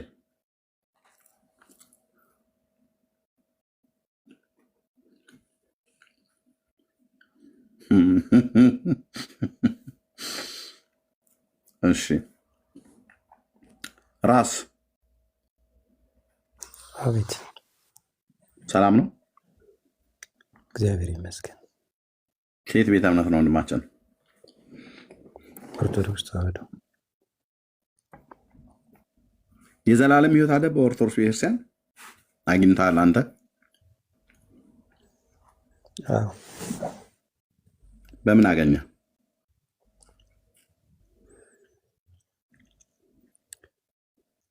የእግዚአብሔር ልጅ በመሆን። መቼ ነው የእግዚአብሔር ልጅ ሆንከው? ስወለድ። ገና ከማሚ ማህፀን ስትወጣ? አዎ የክርስቲያን ልጅ ነኝ። ስለዚህ ገና ስትወለድ ጀምሮ የክርስቲያን ማለት ነው። ምክንያቱም ነማሚና ነፋዘር ክርስቲያን ስለሆኑ። አዎ። ስለዚህ አንተ ኦርቶዶክስ ሆነህ የተወለድከው ማለት ነው። አዎ። ብርቅዬ ህፃን ነህ በእውነት ኦርቶዶክስ ሆነህ የተወለደ ማለት ነው። ልብ በሉ። ጽሁፌ ያምራል፣ በደንብ ጻፍ። ኦርቶዶክስ ሆኖ የተወለደ ህፃን ራስን አሳቃለሁ። ጽሁፍ እኮ ነው የሚመስለው። በየቦታው ተጽፈዋል አይደል? የተወለደ ህፃን። እሺ ግድ የለም እንደዚህ ጽፈ ያልተማረ ሰው ጽሁፍ ነው የማለ ህፃናት። ግድ የለም። እሺ ምን ሰምተህ ነው? ምንድን ነው የምታደርገው? እንደዚህ ጻፍከው ነው። አድምጣኝ ልክላችሁና ገድልና ድርሳን ታደርጉታላችሁ። ይህን የመሰለ ህፃን ገድል ሊጻፍለት ይገባል። እሺ በእናትህ ማህፀን ውስጥ ስለሆነ ኦርቶዶክስ ሆነ የተወለድከው። እዛ በማህፀን ውስጥ ሳለህ ወንጌል የነገረህ ሰው ነበር? በማሚ ማህፀን ውስጥ ሳለህ? ከኔና ከአንተ ይልቅ ህፃናት እግዚአብሔርን እንደሚያውቁት አታውቅም እኮ። አንተ እኮ እዛ ማህፀን ውስጥ ሳለህ ህፃናት እግዚአብሔርን ያውቁታል። የጠየቅኩ መልስልኝ ወንድሜ። እናትህ ማህፀን ውስጥ ሳለ ወንጌል የሰበከ ሰው ነበር ወይ?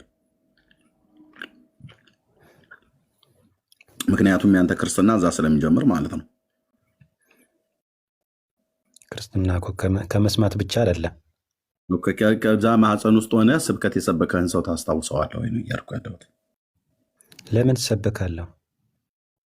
ሳትሰበክ ነው እዛው ማህፀን ውስጥ ሆነ ክርስቲያን ሆንከው? ክርስቶስን ዘንባባ እያነጠፉ የተቀበሉት ህፃናት ተሰብኮላቸው ነው? እኔ ስለ አንተ ነው የጠየቅኩ። እነሱ ተወልደው ያሉ ህፃናት ናቸው። እኔ ስለ አንተ ማህፀን ውስጥ ስላለው ብርቅዬ ህፃን ነው እየጠየቅኩ ያለሁት። ከኦርቶዶክስነትን ከእናት ማህፀን ይዘህ የወጣ የኦርቶዶክስ ክርስቲያንነትን ከእናት ማህፀን ይዘህ የወጣ ማለት ነው። የክርስቲያን ልጅ ክርስቲያን ነው ያልከው። ኦኬ የክርስቲያን ልጅ ክርስቲያን ነው። የክርስቲያን ልጅ እስካልካደ ድረስ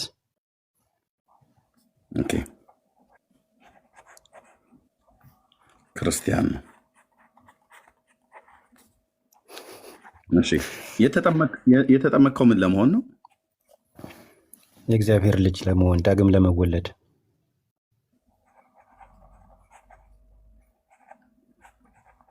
እሺ ዳግም ለመወለድ ነው። አዎ።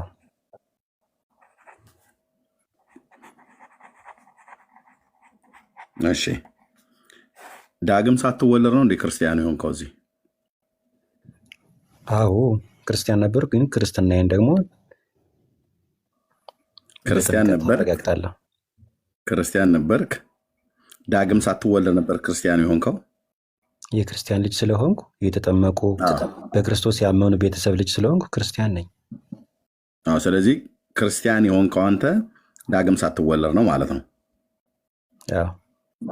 ምክንያቱም በቤተሰብ ስትጠመቅስ ምንድን ነው የሆንከው? የእግዚአብሔር ልጅ ሆንኩ፣ ዳግም ተወለድኩ። ዳግም ተወለድክ። ክርስትናዬን አረጋገጥኩ ማለት ነው። ይሄ ማለት የጌታ ልጅ ሆንክ ማለት ነው። አጸናት። ኦኬ ቴንክ ዩ። የሥላሴ ልጅነት ነው፣ የጌታ ልጅነትን አገኘ። ከመጠመቅ በፊት አምነሃል? ከእኔና ከአንተ ይልቅ በሕፃናት ልብ ውስጥ እግዚአብሔር አለ። የጠየኩ መልስልኝ። ያንተን ነው የጠየኩ። የኔን ልብ ቶ ቆይቼ ካልካድኩት አዎ አይ አምናሃል ወይ እኮ አልኩ። በዛ በተጠመቅ እንዴ የእግዚአብሔር ልጅ እኮ ነኝ። በራሴ ምርምር ሳይሆን አምናሃል አይደል? ወንድ ስላለ በቃ ምንም አታስረዝሙ። አምናሃል አይደል? ያው ቤት ብለኛል። ምን ሰምተህ ነው ያመንከው? ከመስማት ብቻ አይደለም እኮ እምነት። እሺ ከምንድን ነው? ዮሐንስ በማህፀን ውስጥ ሆኖ የዘለለው ከምን ሰምቶ ነው? አይ እሱ ምንድን ነው የዘለለበት ምክንያት ምንድን ነው? አምኖን እንዴ አምኖን የዘለለ የአምላኩን እናት ድምፅ ሲሰማ ነው እኮ። ሰምቶ ነው ታዲያ፣ ከመስማት ነው አይደለም። እኔ ምን ሰምተህ ነው ብዬ ከመስማት ብቻ አይደለም ማለት ነው። አሁን ደግሞ ስለዚህ ማህፀን ውስጥ ሆኖም የእግዚአብሔር ድምፅ መስማት ይቻላል። አንተ ዮሐንስ በማህፀን ውስጥ ሆኖ የእግዚአብሔርን ድምፅ ነው የሰማው ወይስ የማርያምን ድምፅ ነው የሰማው? የማርያም ድምፅ ነው የሰማው። ግን የማርያም ድምፅ ማለት የእግዚአብሔር ድምፅ ነው አይደል? አይደለም፣ ግን መንፈስ ቅዱስ አለ እኮ። ስለዚህ የሰማው የማርያምን ድምፅ ነው ወይስ የእግዚአብሔርን ድምፅ ነው? የሁለቱንም፣ የማርያምንም የእግዚአብሔርንም። አዎ። ዮሐንስ ብላ ስለጠራችሁ ነው አቤት ብሎ ነው የዘለለው? አይ እናቱን ነው ሰላም ያለቻት። ታዲያ የሰላምታሽን ድምፅ ጆሮዬ በሰማ ጊዜ በማህፀኔ ያለው ፅንስ በደስታ ዘለለ ነው የሚለው። እንግዲህ ስለዚህ ህፃኑ የማርያም እናትየዋ ነች የማርያምን ድምፅ የሰማችው ወይስ ህፃኑ ነው የማርያምን ድምፅ የሰማው? እናትየዋ ነች የሰማችው። ታዲያ ልጁ ባልሰማበት ለምንድን ነው ከማህፀን ጀምረው ነው የምንሰማው ብለህ የምትለው? በምን ምክንያት የዘለለ ይመስልሃል? አይ እሱ የዘለለበት ከፈለገም አክሮባትም ይገልበጥ። ግን የተጠየቀው አድምጠኝ። አክሮባት ይገለበጣል? አድምጠኝ። ህፃናት በእናታቸው ማህፀን ውስጥ ስለሚገለባበጡ ማለት ነው። አሁን ሄደህ ዮሐንስ ጋር ትደበቅ። አንተ አክሮባት ዘለሃል። እየካድከው ነው። የማርያምን ድምፅ ሲሰማ አይደለም። አድምጠኝ። አሁን አንተ እዛ ሄደህ አትወሸቅ፣ አትደበቅ። አይ እንደዛ ሳይሆን ዘለሃል ወይስ ጊዜ ልትፈጅ ነው መሰለኝ። እታች አወርድሃለሁ ማለት ነው። ጊዜ ልትፈጅ ከሆነ አንተ ስጠይቅህ ዮሐንስ ጋር አትሄድ። ስለ ዮሐንስ አንዴ እናቱ ነች ድምፅ የሰማ ትላለህ፣ አንዴ ህፃኑ ነው ድምፅ የሰማው ትላለህ። የማርያምን የእግዚአብሔርን ትላለህ። የሁሉንም ሰምተህ የት አለ መረጃ አምጣ። የሁለቱንም እንደሰማ የጌታንም የማርያምንም እንደሰማ መረጃ አምጣ። የሰጠውን መረጃም እኮ አላመንክም። አምጣ። ሁለቱን ድምፅ እንደሰማ አምጣ። ካልሆነ እናት በጊዜ ተኛ ብለውሃል፣ ትተኛለህ ማለት ነው። ታች አውርጄህ አምጣ መረጃ። አምጣ መረጃ። ትችላለህ፣ መብት ነው ማስወረድ። መረጃ ስጠኛ። እዚህ ጋር የጌታና የማርያምን ድምፅ እንደሰማ መረጃ ስጠኝ። አምጣ መረጃ። እንግዲህ መጽሐፍ ላይ የተጻፈው የታለ መረጃ አምጣ። የማርያምን ድምፅ እናቱ ሰማች፣ ግን ዘለለ። እናቱን የሰማው ብሎ እኔ ህፃኑን ያልኩ። ህፃኑ የጌታና የማርያምን ድምፅ ሰምተዋል ብለኛል። የታለ አምጣ። እናቱ ነች። መንፈስ ቅዱስ ገልጾልታል። ዞሮ ወዳጄ መረጃ አይዘልም መቼም። መረጃ አምጣ። የለኝም። እሺ ደስ ይበለ። የለኝም። ስለዚህ እየዋሸ ነው ማለት ነው። እግዚአብሔር ቃል የሌለው ነገር እየዋሸው ሳይሆን ይህን ማንም ሰው መረዳት ይችላል። መረጃ አምጣ እንድንረዳ መረጃ አምጣ ወንድምዬ። እንደ የቡና ወሬ እኮ አይደለም፣ በመረጃ ነው መውራት ያለብን። የቡና ወሬ አይደለም። የቡና ወሬ ማለት አሉሽ ይኸውልህ እንትና የሚባሉ አያከሌ በዜጋ ወጥተው እንትና የምትባሉ ወይዘሮ እንትና እንደዚህ ምናምን ነገር መረጃ የለም። መረጃ ማስረጃ የሚል አሁን በመረጃ አውራኝ። እናቱ ናት የማርያምን ድምፅ የሰማችው እንጂ ህፃኑ ሰማ ብሎ የሚልልም። አንተ ግን ህፃኑ የጌታንም የማርያምንም ድምፅ ሰምቷል እያልክ ነው። አይ ህፃኑ እንዴት ይዘላል? እናቱ ብቻ ሰምታው ቢሆን መረጃ ኖሮማ ህፃኑ ታመጣለህ ወይስ አይዘልም። መረጃ ታመጣለህ? እሺ እኔ መረጃ ከሌለ ህፃኑ የዘለለበትን ታስረዳኛለህ? የለም መረጃ የለህም አይደል? የለኝም በል። መጽሐፍ ላይ የተጻፈው እናቱን የሰማች ግን ህፃኑ በቃ ዘሏል። እንዴት ዘለለ? ስለዚህ አድምጠኝ። አሁን እንዴት ዘለለ አይደለም፣ ዝላዩ የዘለለበት ምክንያት ስፖርት ሲሰራ ነው ምናምን ነገር አለ። አሁን የተጠየቀው እዛ ሄደ የተደበቀው ዮሐንስ የሚባል ጻድቅ ነቢይ ጋር የአንተን ጉድ ለመሸፈን ብለህ ነው። አንተ ዘለሃል? እኔ ምን ጉድ አለኝ? አድምጠኝ። አንተ ዘለሃል ወይ? በእናትህ ማህፀን ውስጥ አንተ ላይ ነው የምናወራው። ህፃኑ አልዘለልክም። እሺ ሰምተሃል አንተ? ሰው በመስማት ብቻ አይደለም። ሰምተሃል ወይ አንተ? ከኛ ይልቅ በህፃናት ልብ ውስጥ እግዚአብሔር አለ። የተጠየቀው መልስ በዚህ ነው የማምነው። የተጠየቀው መልስ አንተ አላቅም። ሰምተሃል ወይ? ሰምቼ ይሆን አልሰማ አላቅም። ግን ከአሁን ይልቅ እግዚአብሔር በልቤ ውስጥ እንደነበረ አውቃለሁ። አድምጠኝ። አልሰማህም። ሰማሁም አልሰማሁም አልልህም። እሺ ሰማሁም አልሰማሁም በላይ አልልህም። ሰማሁም አልሰማሁም አልልህም። ለምንድነው ሰማሁም አልሰማሁም ብለህ የማትለው? ስለማታውቅ ነው አይደል? ስለማላውቅ ነው። ግን በቃ እንደዚህ ቆይ እንደዚህ ላስለፍልፍህ።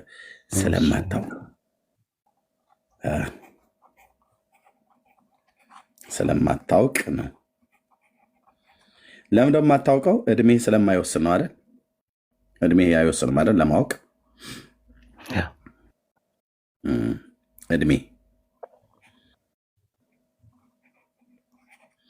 እድሜ ስለማይፈቅድልን። ምክንያቱስ እድሜ ያልፈቀደልህ ለምንድን ነው? የ40 ቀን ልጅ ስለሆንክ ነው አይደል?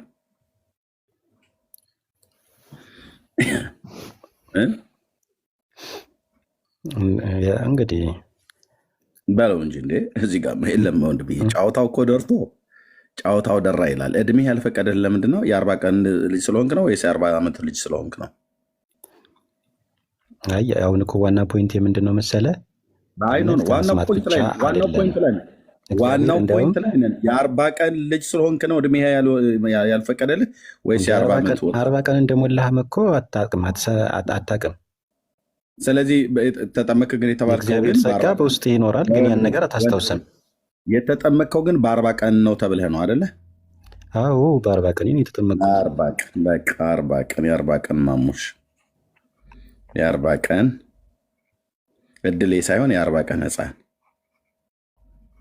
የ40 ቀን ህፃን ልጅ ስለሆንክ እድሜ አልፈቀደልህም። እድሜ ስላልፈቀደልህ አላወቅም። ከዚህም የተነሳ ቃለ እግዚአብሔርን ተስማ አትስማ አታውቅም። ቃለ እግዚአብሔርን ባልሰማህበት አድምጠኝ እንዴ ጫወታችንማ አታቆረፍደው። መስማትህንም አለመስማትህንም አታውቅም። ምክንያቱም ይህን አልሰማውም መስማቴንም አላውቅም ምናምን ላይ ያልከው እድሜ ስላልፈቀደ። እግዚአብሔር ግን ያውቃል። ይህን ሁሉ ግን እግዚአብሔር እግዚአብሔር አውቆልህ ነው እንደ የምትጠመቀው አንተ አውቀህ እንጂ እግዚአብሔር እኔ ያውቅላችኋለሁ እናንተ ግን ሳታውቁ ተጠመቁ አለ።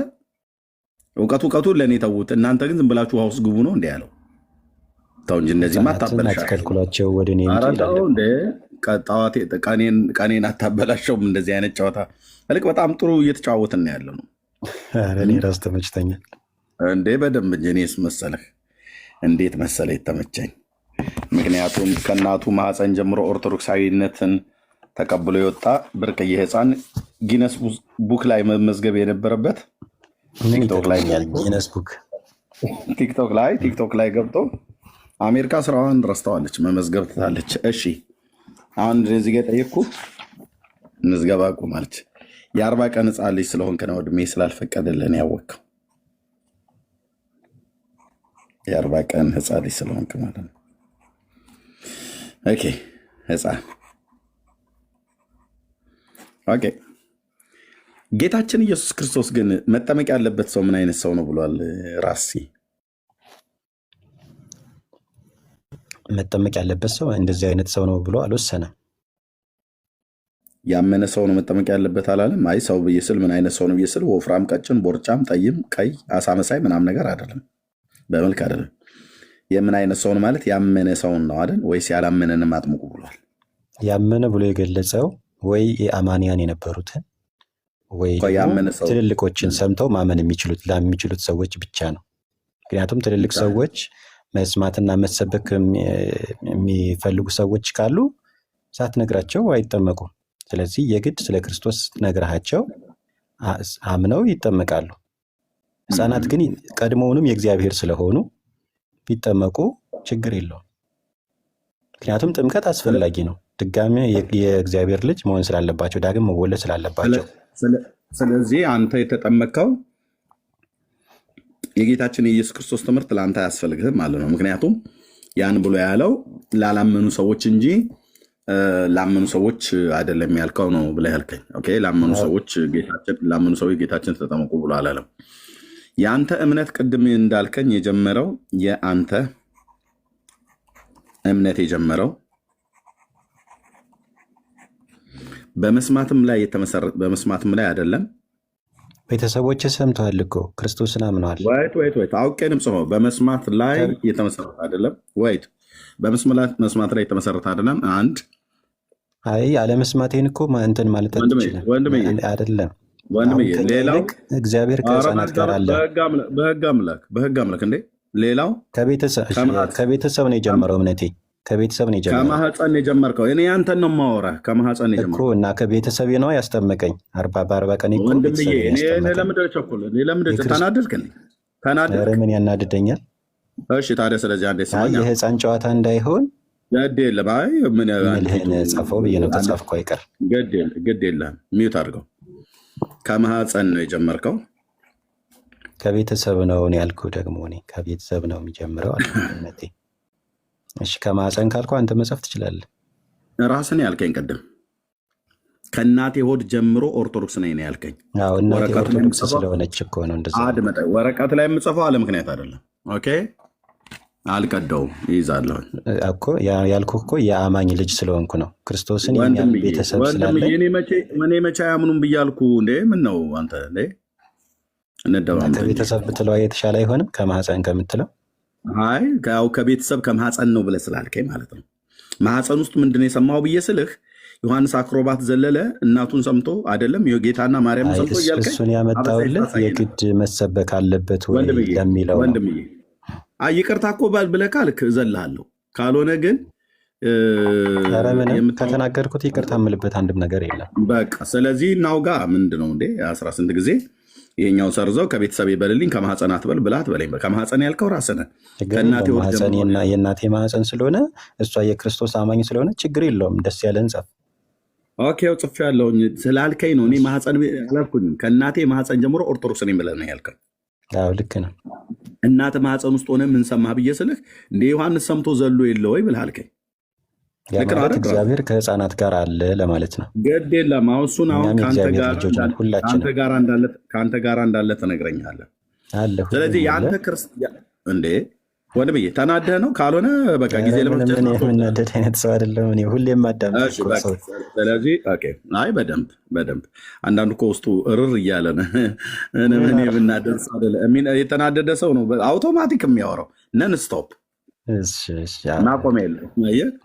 እና ቃልህ ዝም ብሎ ዘለግ ስላለ ባልተናደድክ ምናምን ነገር መስለው ከሆነ በጣም እንትን ብሏል። ኦኬ ከማህፀን ነው እንግዲህ የጀመረው ያንተ ክርስትና። ስትጠመቅ አይደለም ክርስቲያን የሆንከው ማለት ነው። አንተ ስትጠመቅ ክርስቲያን አልሆንክም ሳይሆን የዛን ጊዜ ብቻ አይደለም የጀመረው። ክርስቲያን አልሆንክም ሳይሆን አጸናሁት፣ ስጠመቅ ክርስትናዬን አጸናሁት ነው የሚባለው። አልሆንኩም ሳይሆን አጸናሁት በለው። ተው እንጂ እኔ ያልከውን ነው የምጽፈው። የእምነት ቃል ክደትህን ነው የምቀበልህ። ፈጣሪ ረተው 820 ሰው ፊት በራስህ ንግግር እንድትሰቃይ ነው ማድረግ እየጻፍኩ ማለት ነው። ለምን እሰቃያለሁ? ራስን የምታወራው እኔ እጽፋለሁ። እኔ እኮ እንደ ጥሩ ተማሪ እየጻፍኩ ነው፣ ጥያቄ እየጠየቅኩ ነው። እንዴ ስጠመቅ ክርስቲያን አልሆንኩም እያልከው? አይ ወንድምዬ፣ ኧረ በመድኃኒዓለም ከራስህ ቃል ጋር ትጣላለህ።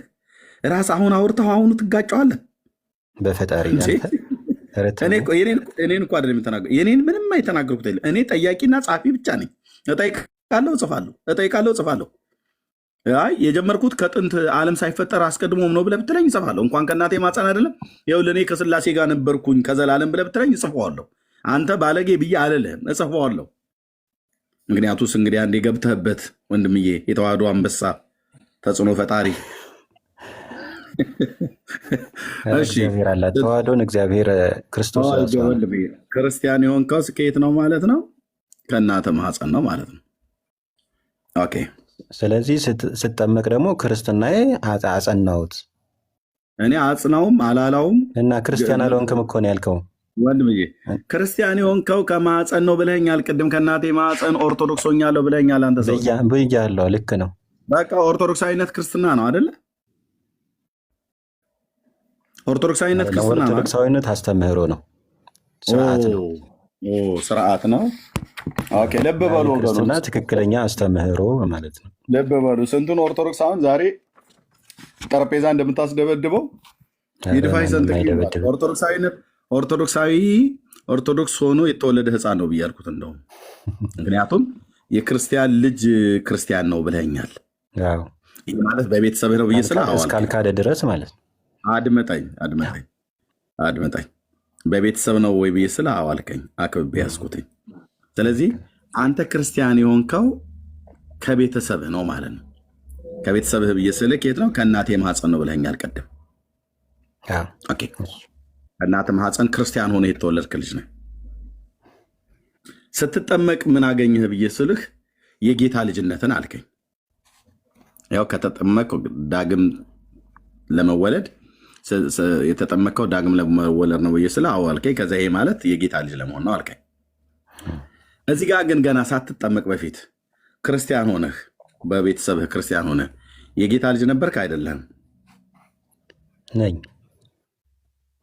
እዚህም ጋር የጌታ ልጅ ነህ።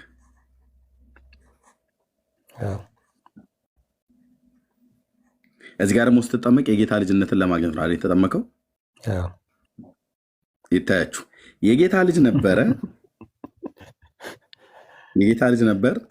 ሲጠመቅም የጌታ ልጅነትን ለማግኘት ነው የተጠመቀው። ወገኖቼ ኑሮ ነው ኢትዮጵያ ውስጥ ወይስ ምንድን ነው? እንደዚህ ድብልቅልቅ እንዲል ያደረገው ንግግራቸው ወንድሞችና ያንተ ጽሁፍ እኮ ነው የሚደበላልቀው።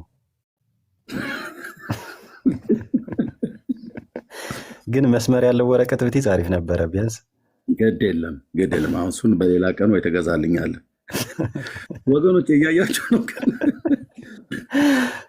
ፈጣሪ ትዕግስትን ስጠን። በራሳችን ጥይት አይደለው የምንገደለው ያለው መንግስቱ ኃይለማርያም እዚህ ጋር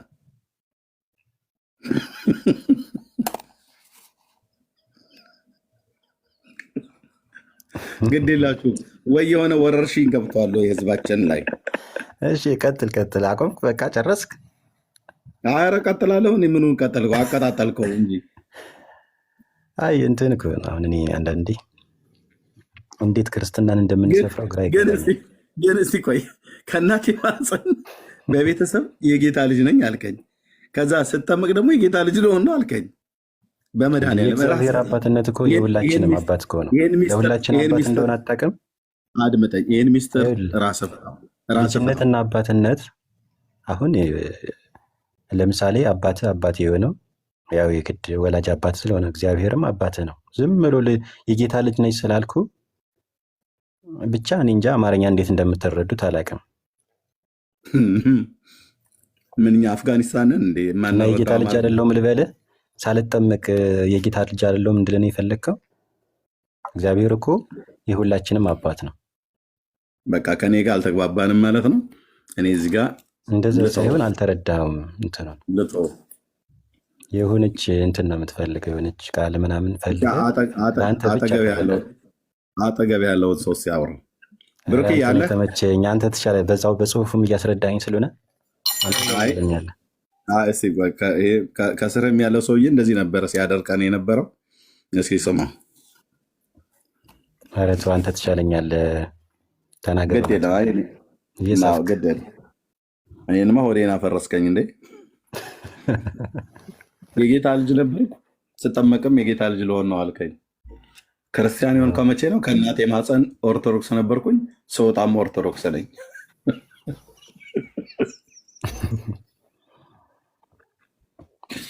እምልህ ቆይ ስወጣ ተናገር እውነቱን።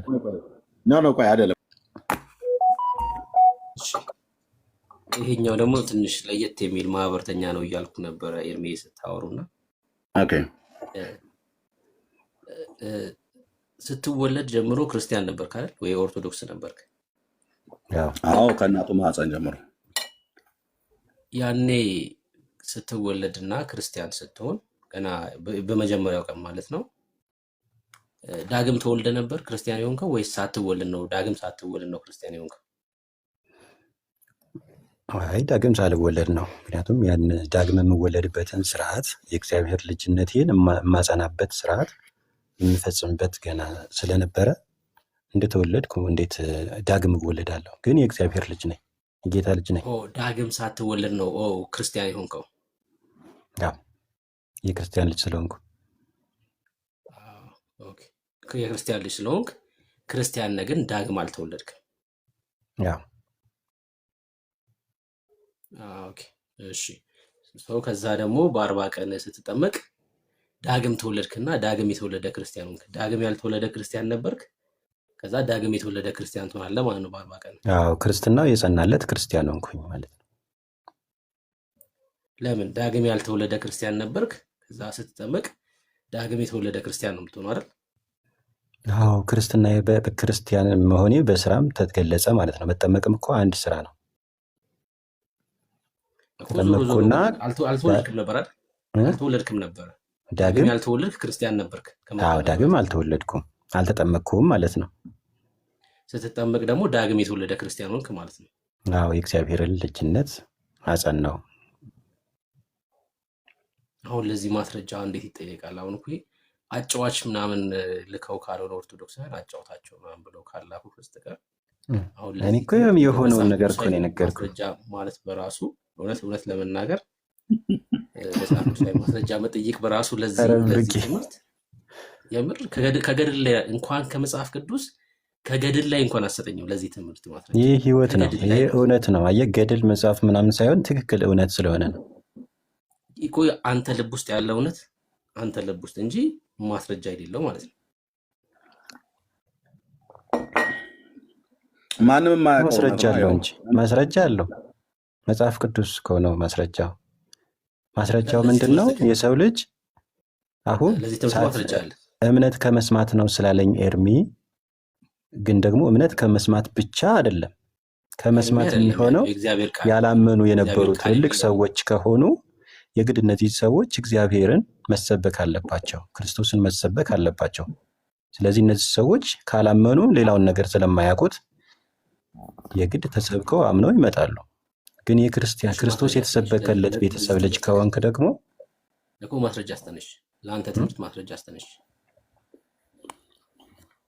ምን ማስረጃ ልስጥ? ለየትኛው? ይኸው ሰው የኦርቶዶክስ ልጅ ስለሆነ ብቻ ክርስቲያን ይሆናል የሚል ማስረጃ፣ ወይ ደግሞ የክርስቲያን ልጅ ክርስቲያን ነው የሚል ማስረጃ አስተነሽ። የክርስቲያን ልጅ ክርስቲያን ነው የሚል መጽሐፍ ላይ ማስረጃ አስተነሽ። ቤተሰብ ስለተወለድኩኝ ክርስቲያን ነኝ አይደል ያልከኝ? እስክጠመቅ ያለውም ያው ክርስቲያን ነኝ። ምክንያቱም ለዚህ ትምህርት መጽሐፍ ላይ ማስረጃ አስተነሽ።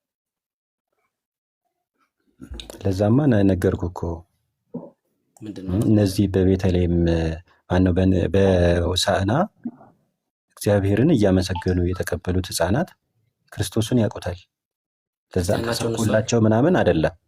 ስለዚህ ንጹህ ስለሆነ ልባቸው ንጹህ ስለሆነ እነዛ ህፃናቶች ክርስቲያን ናቸው ወይ? እየሰማኸኝ?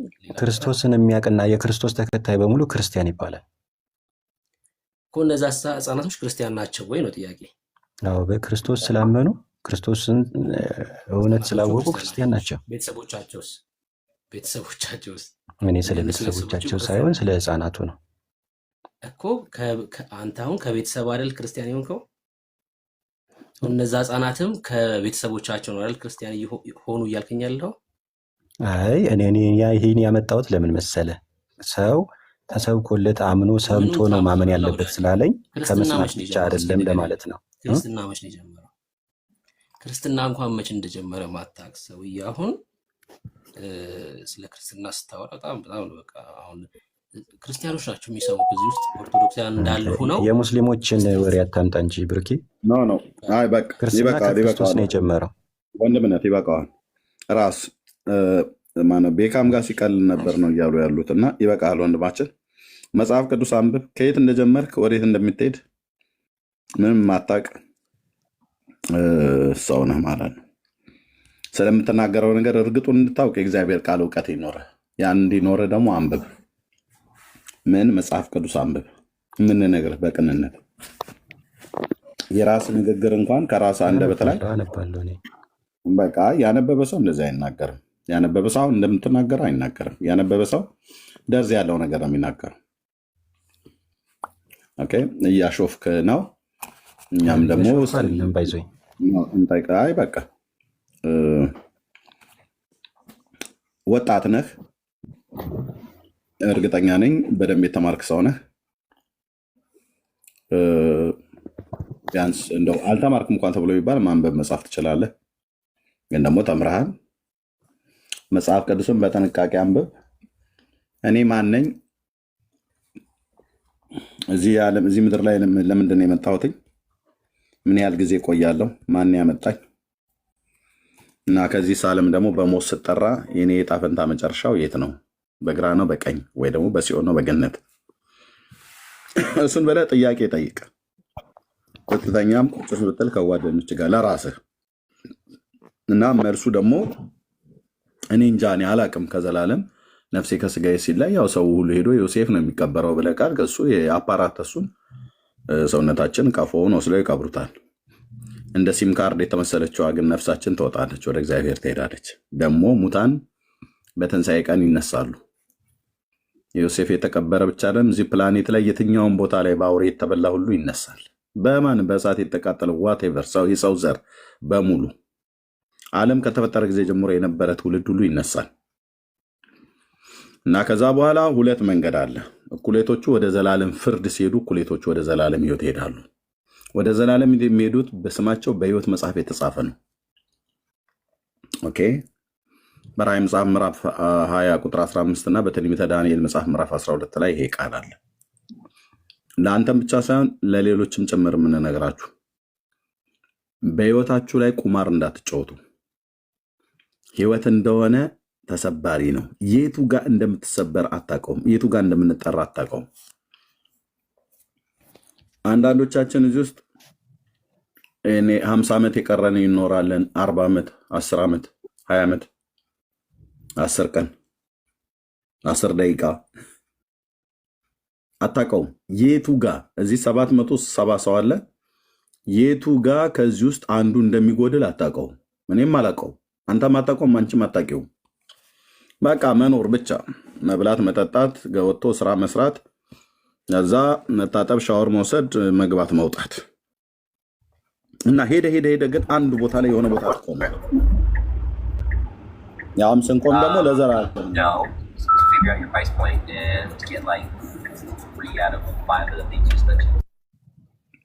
ስትቆም ለዘላለም ነው ትቆመው። የዘላለሙን ግን ቆም ብላችሁ ማሰብ አለባችሁ። እምነታችሁ በእግዚአብሔር ልጅ ላይ ነው ብላችሁ የምትሉ ግን በእግዚአብሔር ልጅ ላይ እምነታችሁን ያደረጋችሁት እምነት ከመስማት ላይ ያልተመረኮዘ የእግዚአብሔርን ቃል መሰረት ያላደረገ እምነት የእግዚአብሔርን ቃል መሰረት ያላደረገ እምነት ፈራሽ ነው፣ በስባሽ ነው፣ ጠፊ ነው። የቆመ ይመስላል።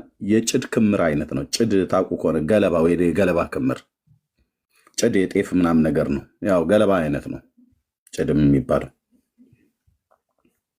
ገለባ ነው። የገለባ ክምር ማለት ነው። በምንም ገለባ ምንም ያህል ብትከምረው ይፈርሳል። የገለባ ክምር እና ቆም ብላችሁ ለራሳችሁ አስቡ።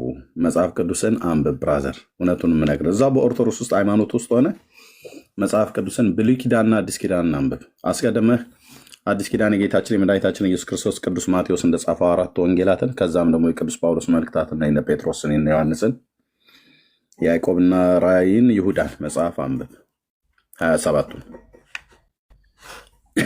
እኔ እኮ ማንበብ ብቻ ሳይሆን ቁጭ ብዬ አባቶችን በመጠየቅ የምረዳ አይነት ሰው ነኝ። ማንበብ እሱን ተው ብራዘር። አሁን የነገርከን ነገር በሙሉ ልክ ነው። አባቶችን ጠይቀ ነው አባቶች የነገሩት እጅግር የሌለው መረጃ የሌለው አንዲት የእግዚአብሔርን ቃል እንኳን ጠቅሰህ ለምትናገረው ነገር ዋቢ አድርገህ ጠቅሰህ ልታሳይ ማችን አንተ ነው ያልከው። ይሄን ኤርሚ የለም እኮ ብራዘር፣ የአባቶቼ ብለህ የምትለው ተረት ነው። እነሱ የሚያወሩት የእግዚአብሔርን ቃል አይደለም የነገሩ። አይ ተረትማ መሆኑ እኮ ያው እዚያ እኮ አደባባይ ላይ እኮ ታየህ። ከእናቴ ማህፀን ጀምሮ ኦርቶዶክስ ነኝ ብለህ አልክ። ልክ ነው። ከዛ ስወጣ ደግሞ ስጠመቅም ደግሞ ኦርቶዶክስ ለሆነ የተጠመቅኩት ብለህ አልክ። ከእናቴ ማህፀን ውስጥ ሳለህ የእግዚአብሔር ልጅ ነኝ አልክ። ከወጣሁ በኋላ ስትጠመቅ ደግሞ የእግዚአብሔር ልጅ ደግሞ ለሆነ የተጠመቅኩት ብለህ አልክ። ከዚህ የበለጠ ውርደት እኮ የለም ወንድሜ። ለአንተ ነው መሰለህ? አይ ውርደት ነው፣ ውርደት ነው። በእናትህ ማህፀን ውስጥ ሳለህ የእግዚአብሔር ልጅ መሆኔን አውቃለሁ ብለህ የምትል በጣም በጣም ህፃናት የእግዚአብሔር ልጅ አይደሉም ይላል መጽሐፉ። ወዳጄ ኤርሚ ይህን ብቻ ትመልስልህ። ህፃናት የእግዚአብሔር ልጆች አይደሉም የሚል ጥቅስ ካለ አንተ ጥቅስ ስለሆነ የምትፈልገው ከዚህ ውስጥ ያላችሁ ካላችሁ መልሱልኝ። ወንድሜ መጽሐፍ ቅዱስን ስላናነበብክ አሁን ስለምትናገረው ከእጅ ያለ ያው ወንድሜ እጅ ላይ ያለ ወንድሜ ሜት አድርገው። አሁን እንኳን ቅድም ስለ ሆሳዕና ልጆች ሲጠይቅህ የክርስቲያን ልጆች ናቸው አልክ። ክርስቲያኖች ናቸው አልክ። እነዚህ ህፃናት ወላጆቻቸውስ ምንድን ናቸው ይስል እኔ ስለ ወላጆቹ አያገባኝም አልክ። አንተ በወላጆች ክርስቲያን እንደሆንከ ሁሉ እነሱም በወላጆቻቸው ነው ክርስቲያን የሆኑት ወይ ብሎ ሊጠይቀህ ነበር። እነዛ ህፃናት የማን ህፃናት እንደሆኑ ክርስቲያኖች ናቸው ክርስቲያን አይደሉም ብሎ የሚለውን እንኳን ራሱ አታውቀውም። ቴንክ ዩ። ስለዚህ አሁን ከአንተ ጋራ ልክ አሁን በውይይት ሳይሆን አንተ ጥበብ ቢሆንልህ ቁጭ ብለህ ነው መማር ያለብህ። ነገሩ ምንም የማውቀው ነገር የለም ብለህ ብትል እናስረዳሃለን። ክርስትና የቱ ጋር እንደሚጀምር፣ ክርስትና የቱ ጋር እንደጀመረ፣ ክርስቲያን ብሎ የሚለውም ስያሜ ራሱ የቱ ጋር እንደተሰጠ ማለት ነው። እና ሰው ሲጠመቅ ነው ወይ ሲያምን ነው የእግዚአብሔር ልጅነትን የሚያገኘው ብሎ የሚለውን የእግዚአብሔር ቃል ብሎ የሚለውን አንተ አታውቅም። ሲጠመቅ ሰው የእግዚአብሔር ልጅ ይሆናል ብሎ የሚል አንድ የመጽሐፍ ቅዱስ ክፍል የለም። አንድ ሲጠመቅ ነው። አድምጠኝ። ዳግም መወለድን እኮ በጥምቀት ነው አይደል የተወለድከው አንተ? እንዴ ያው የሰው ልጅ ከዋና ከመንፈስ መወለድ አለበት። መወለድን እሺ፣ ስትጠመቅ ነው ዳግም የተወለድከው? ያው ስትጠመቅ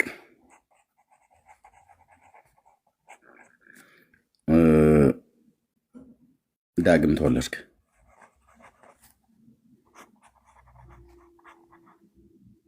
ኦኬ። ከዛ ዳግም ስለተወልክ ነው የእግዚአብሔር ልጅ ሆንከው አይደል?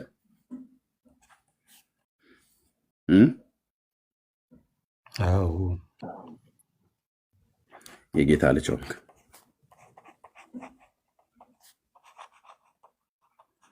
ኦኬ።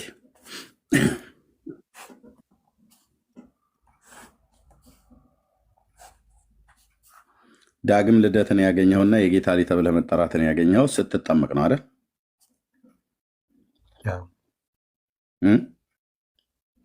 አዎ ቅድም እኮ ነገር ያለው ላይ ጽፈዋል። ስትጠመቅ ነው።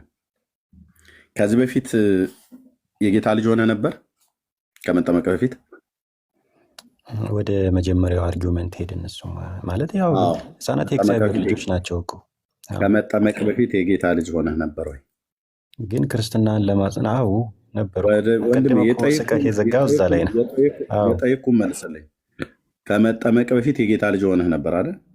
የክርስቲያን ልጅ ስለሆንኩ የጌታ ልጅ ሆነህ ነበር። ስለዚህ አንተ የተጠመቀው መቼ ነው? በ40 ቀንህ ነው አይደል? አዎ።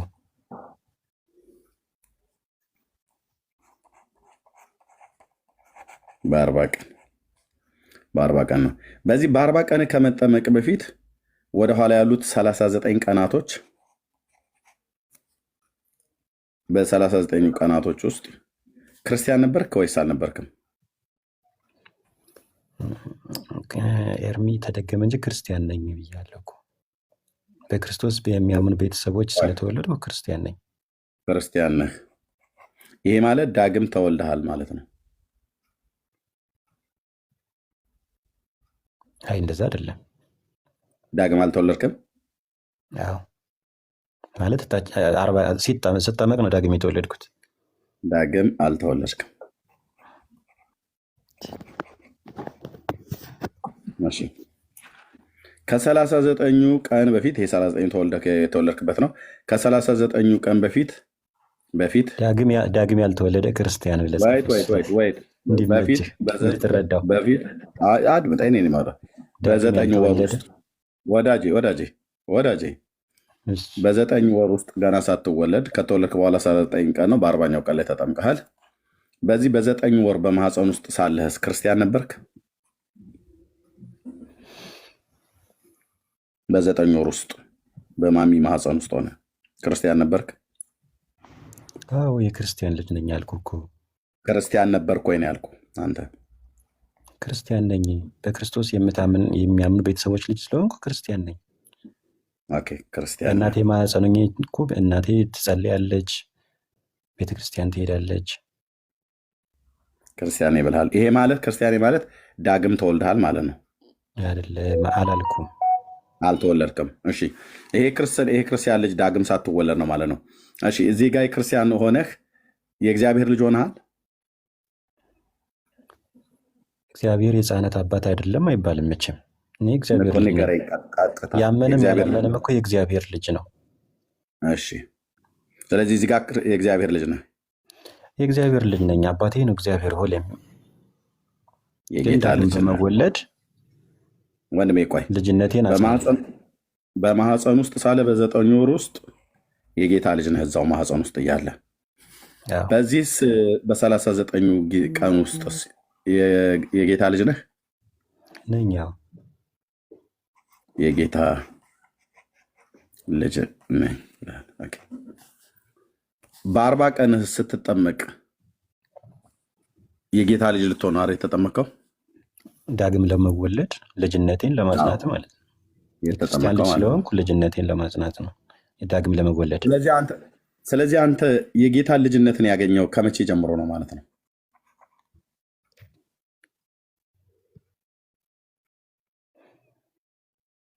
የጌታ ልጅነትን ያገኘው ከመቼ ጊዜ ጀምሮ ነው? ዳግም የተወለድኩት ከ40 ቀን ጀምሮ ነው። የጌታ ልጅ የሆንከው እንግዲህ የጌታ ልጅ የሚለው እኮ አንተ እኔ የገለጽኩበት አግባብ ስላልተረዳኝ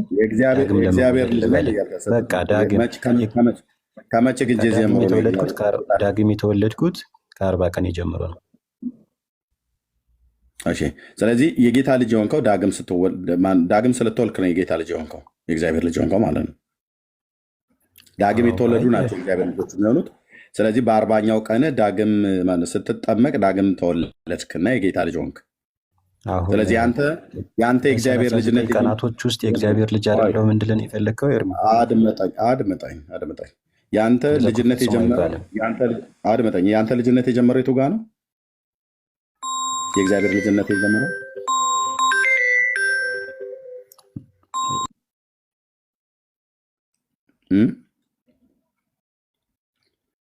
እዩት፣ እንዴት አይነት የተምታታ ህይወት ውስጥና ትምህርት ውስጥ እንዳሉ አባቶቼ ነገሩኝ ብሎ ያላቸው።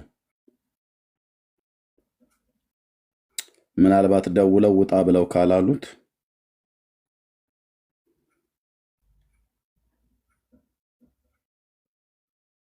ኦኬ፣ ራስ ማይክ ሚዩት ነው። ስልክ ገብቶብኝ ነው እንደዚህ ውጣ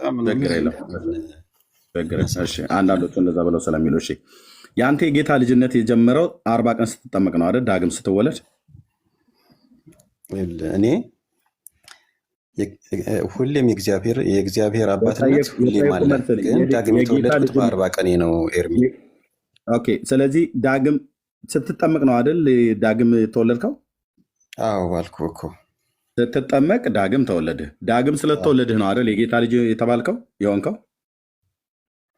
አዎ ያው የእግዚአብሔር ልጅ መሆን አይደል ዳግም የምንወለድ። ስለዚህ የአንተ የእግዚአብሔር ልጅነት የጀመረው በ40 ቀን ስትጠመቅ ነው ማለት ነው። ያኔ ያው በተግባር ታየ ነው። በተግባር ስንጠመቅ በጣም ግን የሚገርመው እግዚአብሔር እኮ ሁሌም አባታችን ነው። ኦኬ፣ እሱን ታሳየናለህ። ይሄ ሰው ምን አለን? ይኸው ልብ በሉና ስሙ። እዚህ የመጨረሻ ነው የማወራው። ስንጠመቅ ነው ዳግም የተወለድኩት አለ። ዳግም ስለተወለድኩ ነው የእግዚአብሔር ልጅ የሆንኩት አለ። ከመጠመቅ በ39 ቀን ውስጥስ ክርስቲያን ነበርኩ ብዬ ስለው ነኝ አለ። ዳግም አልተወለድክም ብዬ ስለው ምን ነበር ያልከኝ? እዚህ ጋር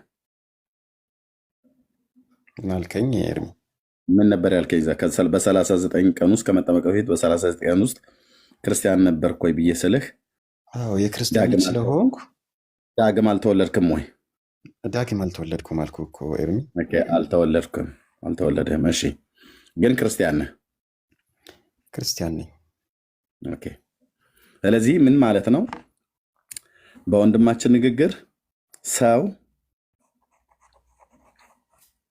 ክርስቲያን የሚሆነው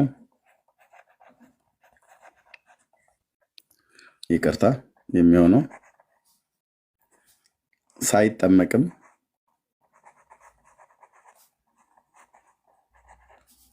ይሆናል። እንደዛ አይነት መደምደሚያ ማትስጥ መጠመቅ እየቻለ ካልተጠመቀ ክርስቲያን አይደለም። መጠመቅ እየቻለ ካልተጠመቀ ክርስቲያን አይደለም። አድመጣኝ። ተጠምቆም ይሄ የአንተ ኮንኩ ልጅ ነው፣ እኔ አይደለም። በዚህ ውስጥ ነው ያልኩህ፣ ህፃናት ነው። ልብ ብለህ ስማኝ። እስከ 40 ቀን ያሉ ህፃናት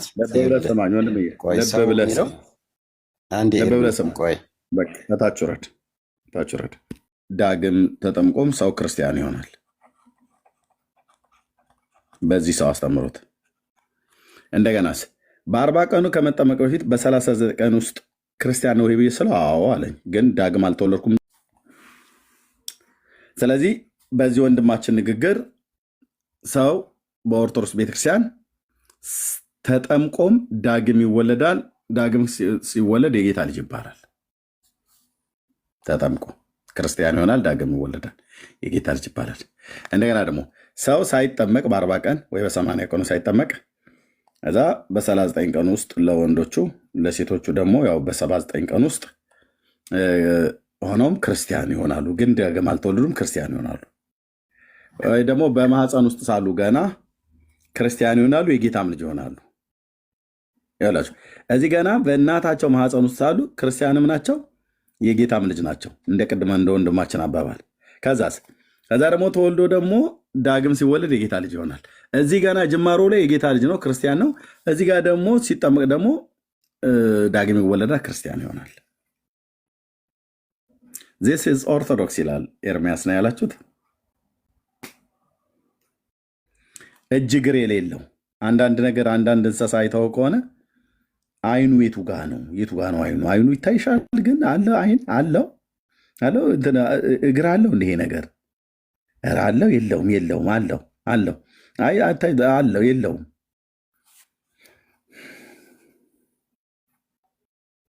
እኔ የምላችሁ አሜሪካ እንትን ምዝገባ ተዎች እንዴ? መስሪያ ቤቱን ዘጋችሁ እንዴ? ኑሮ እንትን ኢኮኖሚው ተጫናት። ጊነስ ቡክ ላይ ይመዘግቡ ነበር እኮ። ወደ ኢትዮጵያ ኦርቶዶክስ ቤተክርስቲያን ቢሄዱ በጣም ብዙ ጉደኛ ህፃናቶች አሉ። ከእናታቸው ማህፀን ጀምረው ክርስትናን ተቀብለው የወጡ የጌታ ልጅ ሆነው ብርቅዬ ህፃናት። ስራውን ተወቸው አይደል? አሜሪካ መስሪያ ቤቱን ዘጋችሁት፣ እንትን ኑሮ ተጫናችሁ፣ ኢኮኖሚ እንዴት ነው? አደቀቃችሁ እንዴ? እባካችሁ ንገሯቸው፣ ወደ ምስራቅ አፍሪካ ይሄዱ። በተለይ የኢትዮጵያ ኦርቶዶክስ ቤተክርስቲያን የሚወለዱ ብርቅዬ ህፃናቶች አሉ። እነሱን ትመዝግብልን አሜሪካ። ዝም ብሎ የቆመ ህንፃ ብቻ አይደለም መመዝገብ ያለባት። እና ስራችሁን ትታችሁታል። ሴቭድ የመዘገባችሁማ ከሆነ ፋና እኔ አይመስለኝም። እንዴት አንድ የሚያስታውስ አበሻ ይጠፋ እንዴ? ወደ ምስራቅ አፍሪካ ይሂዱ። ታቦቱ ተገኘ እንትኑ ተገኘ ብለው ከሚሉ በጣም የኢትዮጵያውያን እናቶች እናታቸው እዛው ማህፀን ውስጥ ልጆቻቸው ስብከት ሁሉ ይሰማሉ። አሁን ወንድማችን ራስ ሃሌሉያ ሲል ነበር እናቱ ማህፀን ውስጥ ስብከተ ወንጌል ኖ ስብከተ ወንጌል እንደውም አልተሰበከውም እንጂ ሳይሰበከው ነው ያመነው። መሰበክ አያስፈልገውም ነው ያለው። እንዲህ አይነት እጅግር የሌለው ወይ ግራ የገባው እንደሚባለው እንዲህ አይነት ዘመን ላይ ነው የመጣሉ 8ኛ ሺህ ይሄንን ዘመን ብቻ ፍካሬ ኢየሱስ አለመጻፉ ነው በጣም የገረመኝ። እንዲህ አይነት ትውልድ እንደሚመጣ ፍካሬ ኢየሱስ አልተናገረም። ይገርምሃል፣ ጸሐፊዎቹ ዘለውታል፣ ዘንግተውታል። ጥርስ ሸብቶ ማለት ፀጉር ሸብቶ ጥርስ አውጥቶ ይወለዳል የሚል መጽሐፍ ሄኖክ ላይ አንብቤያለሁኝ። በዚያን ዘመን በ8ኛው ሺህ ሕፃን ከእናቱ ማህፀን ሸብቶ ጥርስ አውጥቶ ይወለዳል የሚል ማለት ነው። አሞራው ማለት ነው፣ ራስ አሞራው። አሁን ይሄ ወንድም አሁን ገብቶ ያናገረን ከእናቱ ማህፀን ጀምሮ ነው የሸበተው። ፀጉሩ እንደ በረዶ ነጭ ሆኖ ነው የወጣው፣ እርጅና ተጫጭኖት ማለት ነው። ሕፃን ነው ግን ያረጀ ሕፃን ነው። 32 ጥርስ ያበቀለ ማለት ነው። ያው ሄኖክ መጽሐፍ ላይ ነው የሚለው። በዚያን ዘመን ሕፃናት ጥርስ አውጥተው ሸብተው ይወለዳል። ሄኖክን እዚህ ያገኘ ነው ማነው? አሞራውን ሄኖክ ላይ መሰለኝ ድሮ ነበር እዛ ኦርቶዶክስ እያለን እናነብ የነበረው። አቤት ምንኛ ክፉ ዘመን ሊመጣብን ነው እግዚኦ በሉ እስኪ ምናምን ነገር እየተባለ ማለት ነው። እኔ አቤት በሁሉም ዘርፍ ግን የሚበሉት አዌ ናቸው ታውቃለህ። በሁሉም ዘርፍ የሚወዳደሩ የጊነስ ቡኩን ሪከርድ የሚበሉት የሚያሸንፉት በሁሉም ዘርፍ በመበጣጠስ፣ በመቆራረጥ፣ በመብረር፣ በክንፍ በፈለግከው ቢወዳደሩ እሳቸው ነው የሚያሸንፉት። ምክንያቱም ከእናታቸው ማህፀን ጀምሮ ምንም አልቀመሱም። ልክ ነህ። በሁሉም ዘርፍ በዘጠገሮማ እንዳትመጡ። ዘጠገሮ በጣም ልዩ ስፔሻል ፓወር ያለው ሰው ነው። እሱ ፀሐይ ላይ መቀመጥ ነው። አንተ ሁል ቀን ከእሱ ጋር ፍቅር ይዞሃል። ዘጠገሮ በጣም ሂዝ ስፔሻል። በሱ እንዳትመጡ። አብን ወደዛ በለው። ሰው ላይ የራሱ ወዳጅ አበጅቶልሃል እናቴ። እዚሁ ደግሞ ሌላ ዲቤት ልትፈጥሩ ነው። ባቡ አትምጣብኝ።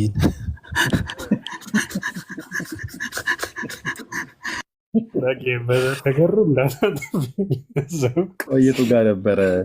በዚያን ዘመን ብርኬ ታስታውሰዋለህ? በዚያን ዘመን ሰው ጥርስ አውጥቶ ሸብቶ ይወለዳል የሚል አይቻለሁ። ብርኬ ሄኖክ ላይ ታስታውሰዋለህ? ምዕራፍ ስንት ላይ እንዳነበብኩት ኖ ፍካሬ ኢየሱስ ላይ ብቻ ሳይሆን ሄኖክ ላይ ራሱ አንብቤዋለሁ። ሄኖክ ላይ አላስታውስም። ፍካሬ ኢየሱስ ላይ ነው የማውቀው። ኖ ሄኖክ ላይ ራሱ በዚያን ዘመን ጥርስ ይሄ አስማዚያስ የሚባለው ምዕራፍ ስንት ላይ ነበረ? አስማዚያስ ጥንቆላን አስተማረ ምናምን ነገር ብሎ የሚለው ምዕራፍ ስንት ነበር? ሁለት ላይ አይደል? ምዕራፍ 2 እና 3 አይደል? እና አስማዚያስን እኮ አያውቋቸውም። ቢኒና ዳጊ እዚህ ላይ ጨዋ ናቸው። አይኔ ኮቲባ በዓለም አቀፍ ፍርድ ቤት ከቀረበችልን ድረስ ሌላ ጥያቄ የለኝም። እነዚህ በጊነስ ሲመዘገቡ እሷ በዓለም አቀፍ ፍርድ ቤት ትጠይቅልኝ። ኢየሱስን የወረወረችው ሞግዚት ማለት ነው። አስማዚያስ እዚህ ጋር ይመስለኛል። እስቲ ቆይ ዳግሻይ እኔ ይላል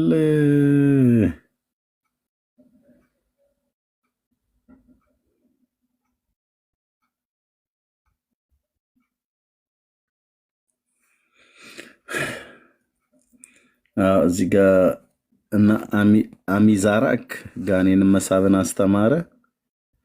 ኦኬ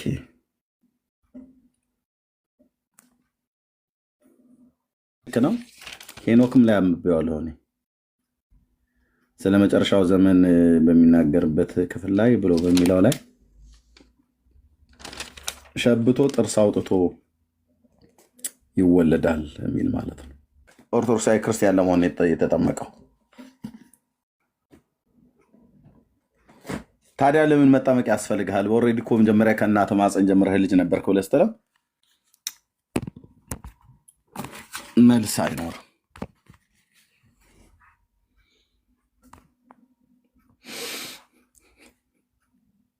እንዲህ አይነት ግራ የተጋባ እውቀትና እምነትን ይዛችሁ ወገኖቼ የትም አትደርሱም። በራስ ላይ ነው የምትቀልደው፣ በራስ ላይ በእውነት እኛን ምናልባት ዘና ፈታን እያረከን ልንሰማህ እንችላለን። ምን አይነት ጅል ነው መድኃኔዓለም የጣለብን በጠዋቱ እያልን ማለት ነው። እናንተ ጋር በምሽቱ እኛ ጋር በጠዋቱ። መጽሐፍ ቅዱስን አንብቡ።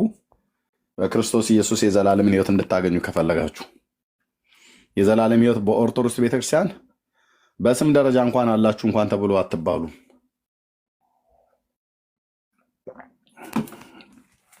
በየቅዳሴው መካከል በወልድ የሚያምን የዘላለም ሕይወት አለው ብሎ ከማለት ውጭ ለማለት ያህል እሱ ነው።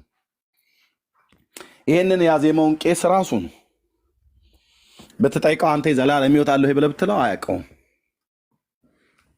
ያዜመው ሰውዬ ማለት ነው። ቅዳሴውን የሚቀድሰው ሰራይ ዲያቆን የተባለ ሰራይ ዲያቆን ወይ ሰራይ ካህን የተባለው ንፍቁም ዲያቆን ንፍቁም ካህን አያውቁትም።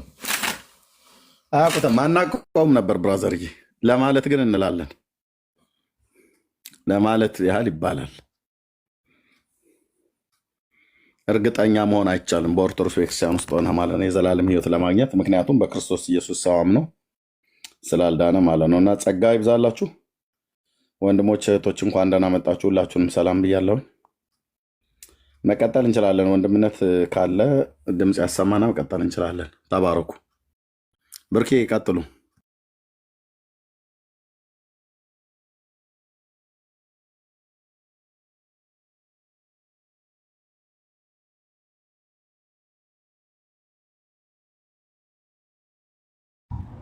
ኤርሚ እሺ ወንድምነት አለው ጸጋ ይብዛል። ያ አገኘው ይደግ ትዝ ብሎኝ ነው። አንድ ጊዜ ሲያገለግል እንደዚህ ጸጥታ ሆኖ ጥሩ ዝማሬ ነው የሚዘምረው፣ ግን ጸጥ አለ ሰው። ወይ እልል አይል ወይ አሜን አይል። በኋላ መሀል ላይ መዘመሩን አቋረጠና ይዞት የመጣው ነው ኤፊ ሰው የለም እንዲ ያለ እልልም አትሉ አሜንም አትሉ ቀጥሉ። እሺ ዳግሻ